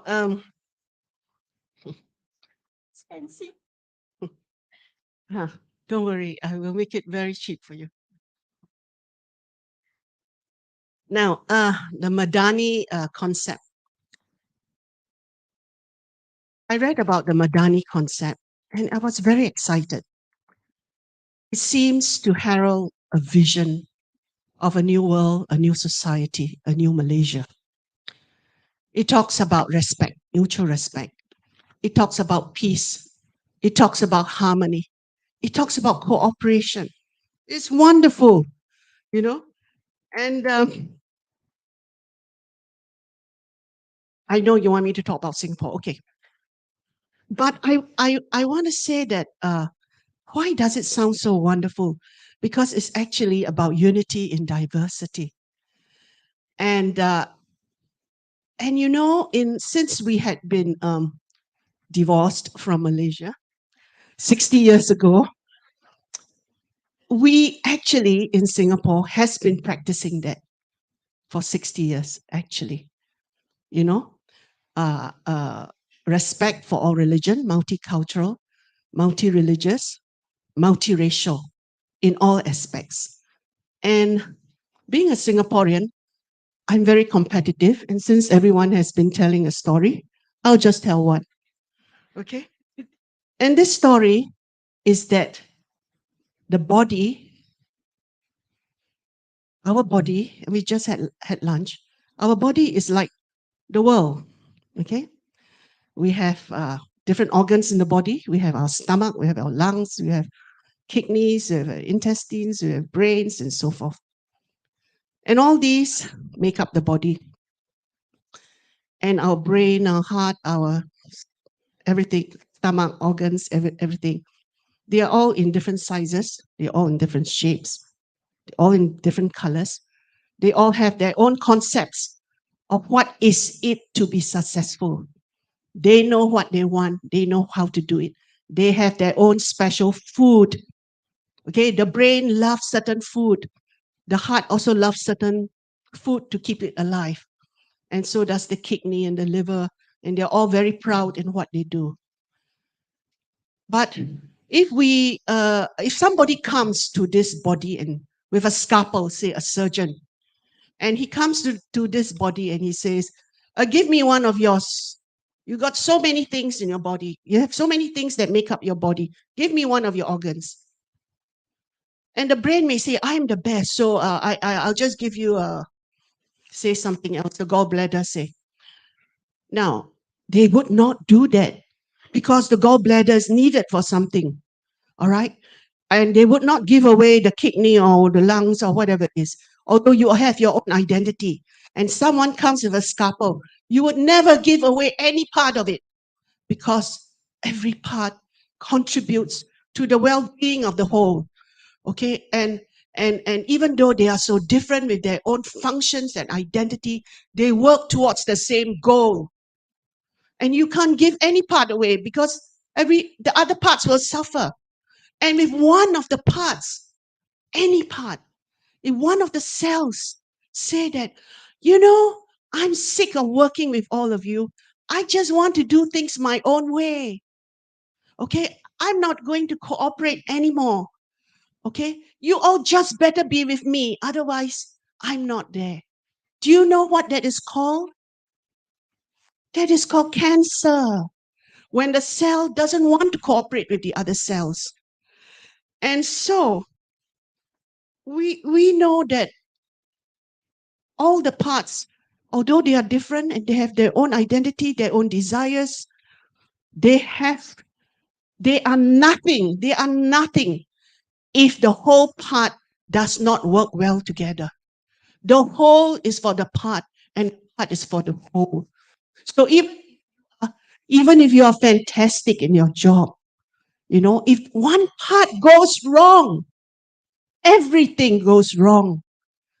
And we know this. So now, Chairperson, I will now answer your question about Singapore, now that I've told my story. And in Singapore, this has been drummed into us. This has been drummed into us. Let me now just tell you briefly what we do. Let me now share with you, if you don't mind. Okay, in the next 5 minutes, I think that's all I have, yes. Our comprehensive plan, all right? So of how to do this, how to inculcate this principle into our very soul and our very spirit. You know, there is one for all or all for one, or we will all die together. We will not succeed. And let's begin then from the very top, which is the government. You know, this week is very significant in Singapore because it is Racial Harmony Week. It's nice that I'm here talking about racial harmony. We have a Presidential Council on Racial Harmony. That means it's a very, very important that all the races are happy, all right? We also have a Presidential Council for Interfaith Harmony. Presidential Council, very high, all right? And we also have Interracial Day, Racial Harmony Day, all kinds of things. That's on the government level. That's GO. What about NGO? Let's go down to the next level. There are lots of NGO which tries to promote this peace and harmony between cultures, between races, between religions. All right? that there should be no discrimination, there should be justice for all. There should not just be equality, there should be equity. And NGOs like mine, I'm currently Vice President of the Center for Interfaith Unity. And there are many other NGOs like my NGO who also work for this. How do we get the money? We can apply for grants from the government. Once you say, we are for multicultural, we are for multi-racial, we can get a grant very easily. For conferences like this, workshops like this, training sessions like this, it is easy to get the money because they encourage us to do this. Because we realize that if only one minority is unhappy, the whole country goes down. Don't you see that every organ in the body must work together in harmony? So that's GO, that's NGO. Let's go now to schools. Education is very centralized, okay? And because I've worked with the Ministry of Education, I'm a former civil servant, a former professor in the university there, our curriculum is planned around these principles. And our textbooks always have to be edited to ensure that these core values, which I've outlined to you in my story as the world, as a human body, is underlying everything that we do. Because it's no point being economically successful when one of the organs in your body is failing. The whole thing will just break up and fragment and disintegrate. So in the school curriculum, just like there is a Racial Harmony Day is celebrated in the schools with lots of different activities, teachers are trained, okay? Teachers are trained to do this, all right? To speak a language, okay, which is neutral, okay? To teach a curriculum, whether it's geography or social sciences, where these principles are underlaid. Okay, in our textbooks, I edited a few textbooks on this, and that these principles will be, and just now your story about the four blind men and the elephant is also part of the curriculum. Now, in the schools, we also teach things like critical literacy, where we teach students to identify stereotypes, which is now very apparent in the media. You know, social media is increasingly full of hate speech which are prejudicial to people.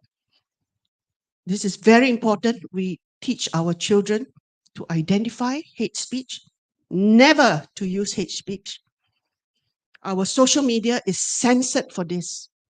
They always say we are strict. We have to be strict because we cannot afford anybody in Facebook or Instagram or TikTok to slander another race or another religion or another culture. All right. And so it will be taken down immediately. All right. So your language has to be very, very proper because you know that you live in a world of diverse people. You do not hurt people willingly. Be careful of your language. Always be courteous. So teachers are trained to do this. It is very, very important. All right, because the society will break up and the whole economic success that we want will be gone. So, so this is what we teach them. We also teach them about the press, you know, who owns the press? Press freedom, be critical literacy. We teach them about social and emotional, yes, 2 minutes more. Social and emotional things about social and emotional literacy, where you use certain language and how you communicate with people, how you're cooperative, things like that. Okay, it's just called social emotional literacy. It's something like EQ, okay, which is part of the syllabus from kindergarten and so forth. So, okay, what have I talked? GO, NGO, education, which is very important, and anymore. And then also, some of you may not realize, but our Prime Minister, Lee Hsien Loong, in 2019 was given a World Statesman Award, not by us, by the World Conscience Society in New York. And he went to New York to receive this award. I just want to tell you, there's only a handful of current prime ministers that get this sort of award. You don't get this sort of award unless you do the things like I just outlined to you, where it is consistent at the government level, at the NGO level, at the educational level, at the media level, and so forth, and where you consistently show that there is no discrimination against any race or any religion or any culture, okay, and that you try to level the playing ground as much as possible. Anyway, you can read about him. Just Google Lee Hsien Loong World Statesman Award, okay, by the New York, so forth and so forth. So now let me just conclude. 1 minute left, right? Yeah. Let me just conclude by saying this. I hope you don't think that I'm showing off. I don't. It's been a difficult journey, as anyone who organized such conferences will tell you. Ask Mr. Hanif, it's very hard to get people of diverse beliefs to come together. Life is not an art gallery where everything is laid out for you.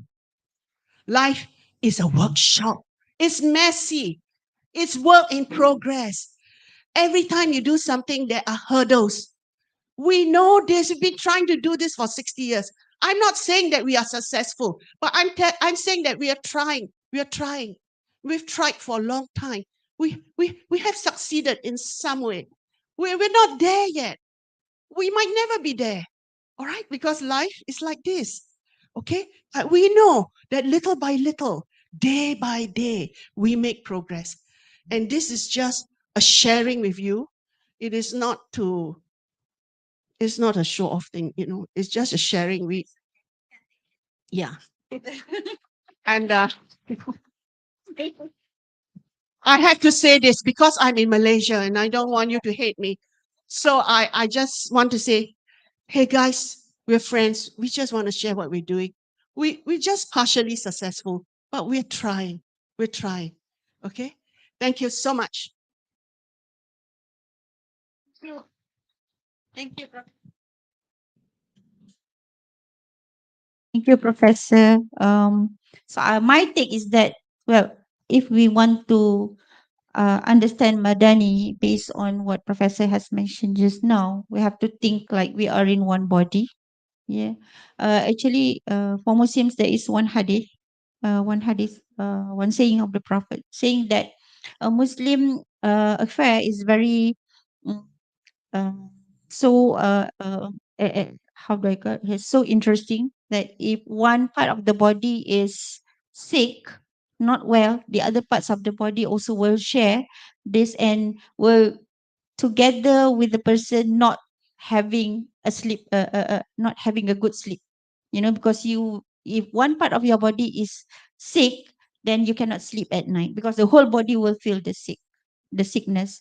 So that is my take of what you have said just now with regard to Madani. Perhaps this is right time for all of us here, especially Malaysians, since we are talking about Madani, right? To from now on to think about how do we continue our life thinking about the importance of each other as part and parcel of the Malaysian society. I mean, I feel this very much in the past when we had Kongzi Fachai or Chinese New Year. You know how difficult it was to get food. How difficult it was to get raw materials from the market because the market is all closed. Our Chinese friends, they are celebrating, a very good holiday during Chinese New Year, sometimes up to 2 weeks. So we had to eat sardine or Maggi because the market is closed. No veggies and fish, fresh fish. So that's how it is important for us to know each other roles in the society. Yeah. And in the month of Ramadan, I think everybody enjoy the bazaar. the food during Ramadan Bazaar. I can see different races and ethnics joining our Ramadan Bazaar, and also iftar at the hotels. Very good food during Ramadan. If you're from outside Malaysia, you should come to Malaysia in Ramadan because you will not starve. There are plenty of food. By the way, I just want to pick on something that she said just now. Well, being divorced is not always bad, right? Because she said it that after we divorced from Malaysia and now they are good. So being divorced is not always bad. That's a joke. Don't take me seriously. Okay. Let's go to the next speaker. I hope you didn't smile just now. Okay, sorry, Mr. Sarda.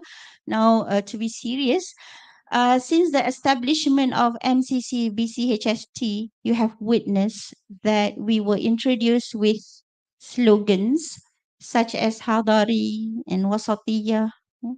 This time it is Madani. So I think you learned so many Arabic terms already. In your opinion, what are the added values introduced by Madani, or actually it's all the same? Please, Mr. Respected moderator, the facilitator, fellow panelists, and all the respected participants. All of us have heard the question. I think I will break it up, the question posed, so that it will be easier to follow me when I proceed. The question says that earlier slogans were introduced, that is Islam Hadari, Wasatiyah. And now with the new slogan, Madani, in my opinion, what will be the, how will it be different, or whether it will add any value to the earlier, shall I say, the slogans? So I think to answer that question, I have to speak first on the Madani principles. Then I propose to speak little bit on the Islam Hadari to know the principles before I compare. Then also on the Wasatiyah. And then I will conclude on this thing. If we look back, this Madani principle was first introduced by our young Ahmad Muhammad Prime Minister last year. And that is Dato Sri Anwar Ibrahim. And he had laid his vision, as other speakers have said, of a civilized, skilled, and also inclusive society. That was his, when he launched opening address. So then that was followed, this launching was followed by a statement by the Prime Minister's Department, which stated that while focusing on the problem-solving process and meeting the current needs of the nation, it will also create a peaceful and prosperous future which fulfilled the potential of the people and the country. This was the statement that followed after the PM's launching. Now, there have been other pronouncements or elaboration on the Madani principle. It has been said that it aims at reforming Malaysia so that the country believes in humane and good values, such as fair, just, and effective governance. These are also, as I say, that these are also universal values and also supported by all the religions. They also abide or follow these principles. The underlying concept of Madani is to develop a humane economy that prioritizes the needs of the people. And that means it is targeting the welfare of every group in the country, not leaving out any race or group in the country. Further, the Madani nation aspires to be one that is prosperous, fair, and rejects any form of cruelty towards any individual or race. This was the statement issued by the Prime Minister's Department. Now, on 2 days ago, that is on the 14th of July, last Friday, the Ministry of Finance issued a statement titled Belanjawan 2024 berteraskan memperkasa ekonomi madani. So here it quoted the Honorable Prime Minister of Malaysia as saying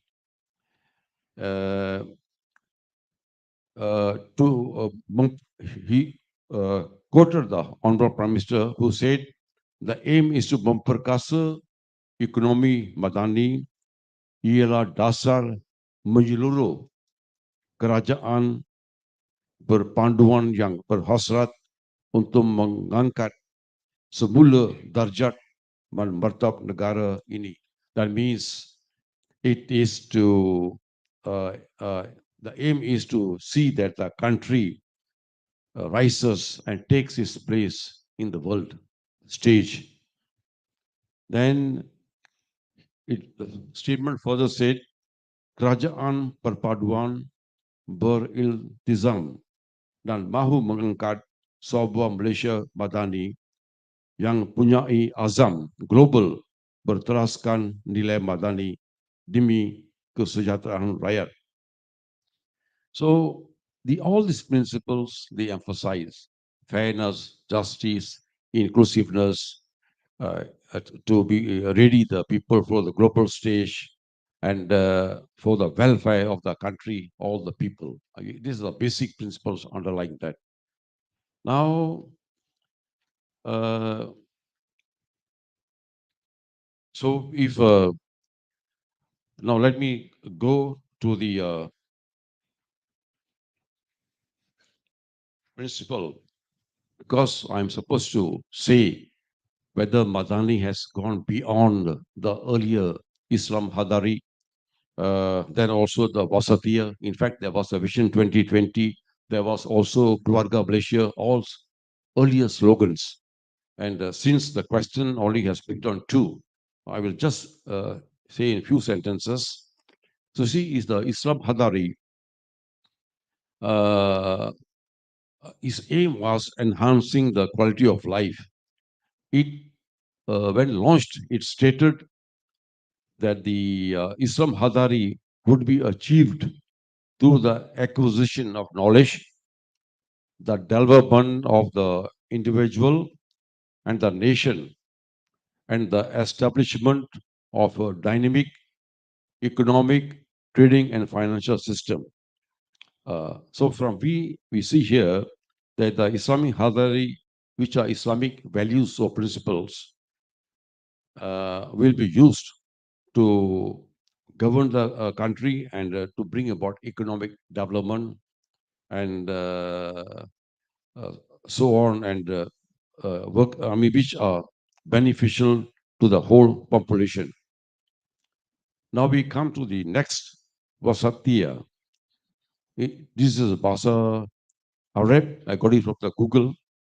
Bagi tengah pusat, bagi tengah pusat center seimbang, balanced dalam Islam yang merujuk kepada jalan tengah, moderation. So here it means moderation. It says that pendekatan Wasatiyah lebih menjurus kepada pembentukan masyarakat yang mempunyai sikap dan amalan tidak ekstrim dan bertindak adil dan tegak kebenaran. Here the focus of Wasatiyah, while following the Islamic values towards middle path and acting in moderation with others. So you see the principles now. Now, when we take these principles, Islam Hadari, also the Wasatiyah and the Madani principles, which I stated, we'll see that the values promoted earlier, if I can recall now again, that all are grounded in Islamic values. The focus of all of them is by using Islamic principles to build a knowledgeable and just society, bringing economic advancement, promoting moderation to create a united and just society. Now, I am now to compare Madani concept. I think its appeal is wider than the earlier principles. You see, the Madani, while accepting principles of Islam Hadari and Wasatiyah, goes further. It wants, in addition, to build a civilized and humane society. I think which I did not see in the earlier, they did not mention, but it was okay. And it further wants to ensure that no group of people is left out from development and bring progress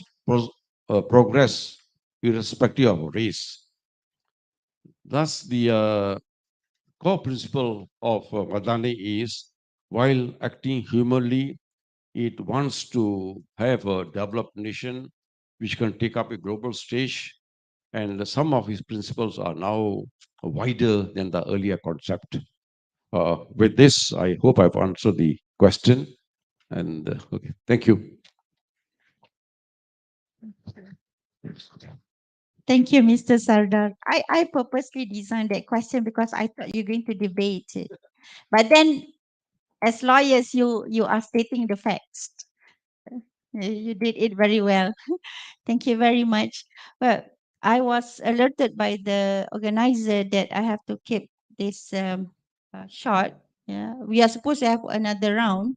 Well, it's actually I took some time to design the questions, but then the organizer said, "Okay, we should be finishing."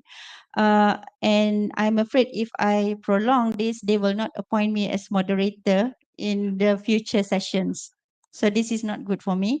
So before we end, all speakers are given 1 minute. Can I say it half than 1 minute? Because there are 2 times they come and alerted me. So I know that it's going to be very, important to finish this session. So I'll give everyone half to 1 minute to say, to conclude your presentation. So we start with Reverend Philip.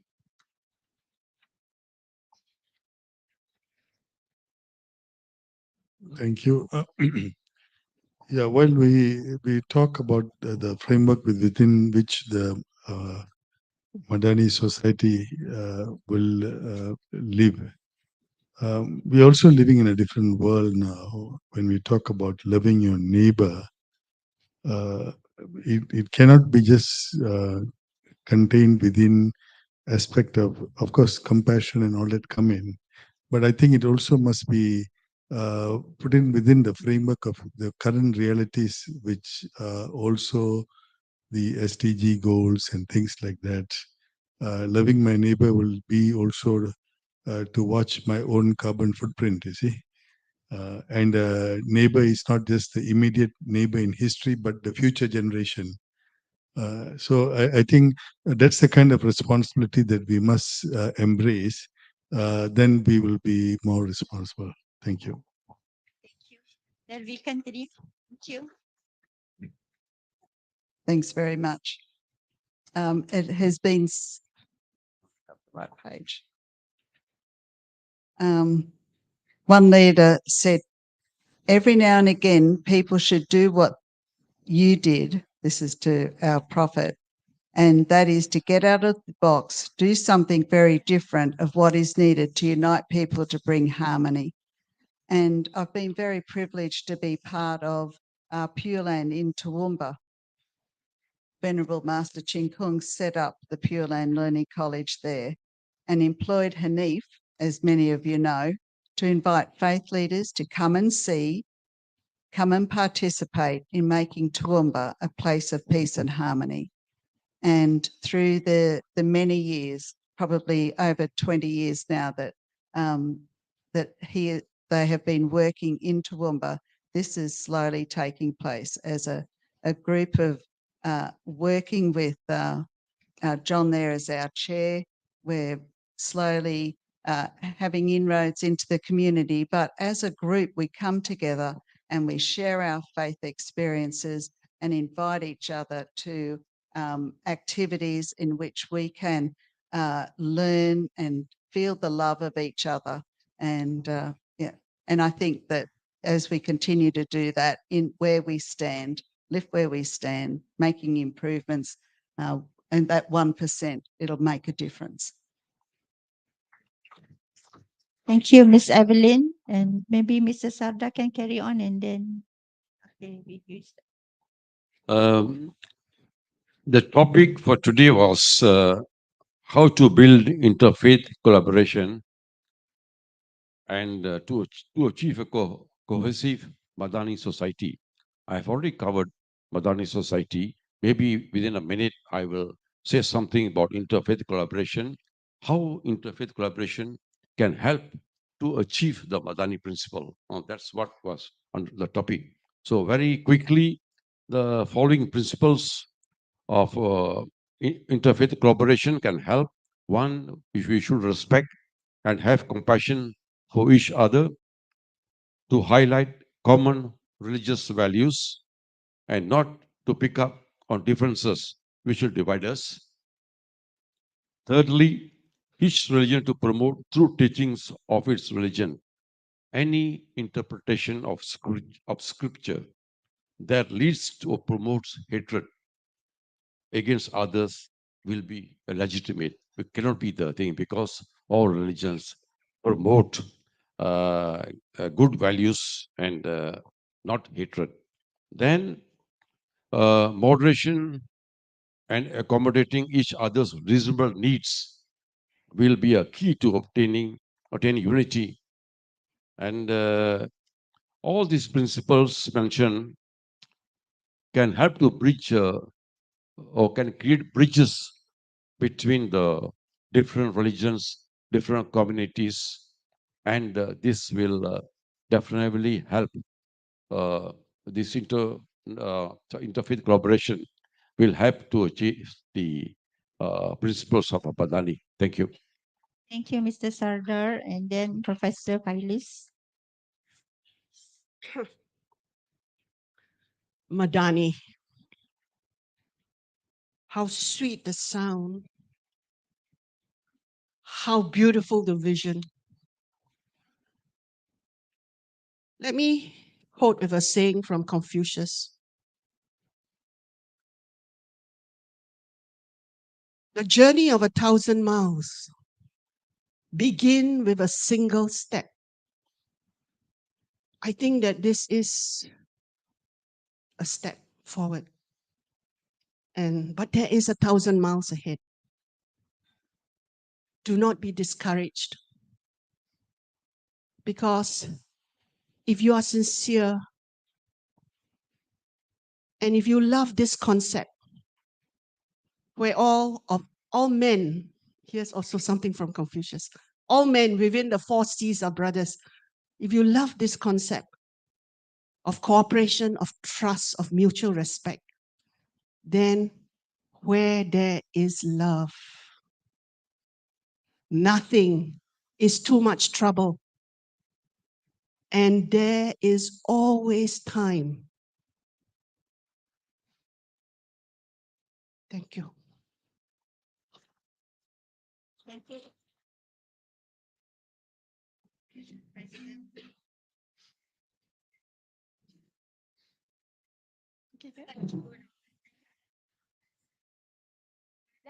give a hand of applause to our speaker today. I hope people from Kementerian Perpaduan is still here. Ada Kementerian? Because just now Professor Phyllis says they were given support from the government, so we hope we will be given more support from the Kementerian Perpaduan to organize more sessions like this. And let's congratulate ACCIN and the collaborators for organizing such a beautiful program like this. Thank you very much. I end my role as moderator. Assalamualaikum warahmatullahi and salam sejahtera. Waalaikumsalam. Thank you very, very much, Associate Professor Dr. Hasina and all speakers. May I ask you to stay on stage for appreciation session? I invite Yang Berbahagia Haji Hanif to present the token of appreciations to all the speakers as well as moderator. Is Haji Hanif here? MashaAllah. I'm so sorry I couldn't see you there. Please welcome. Okay.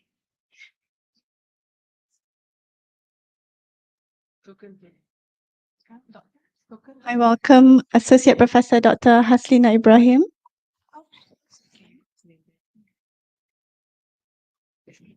No, the first name. Oh, okay. All right. Sorry. The first one is Co-Episcopal Very Reverend Philip Thomas, and then Mrs. Evelyn Ray.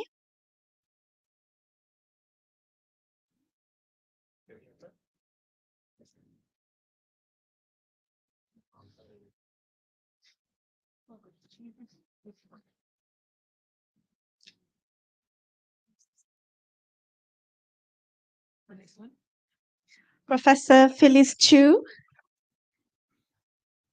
Please give hand of applause. Yeah. And Mr. Sardar Jagir Singh.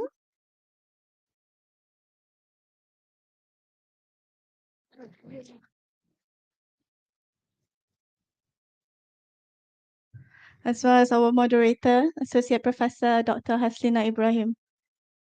It's very unfortunate to not be able to ask questions, but you can keep your question and ask after the session, inshallah. Thank you, Haji Hanif. Thank you all speakers and moderator. We will now proceed with the next agenda on our conference schedule. That is a kind of a facilitated workshop that we design to be interactive. So again, maybe after hours of post lunch, we can be more active and interactive.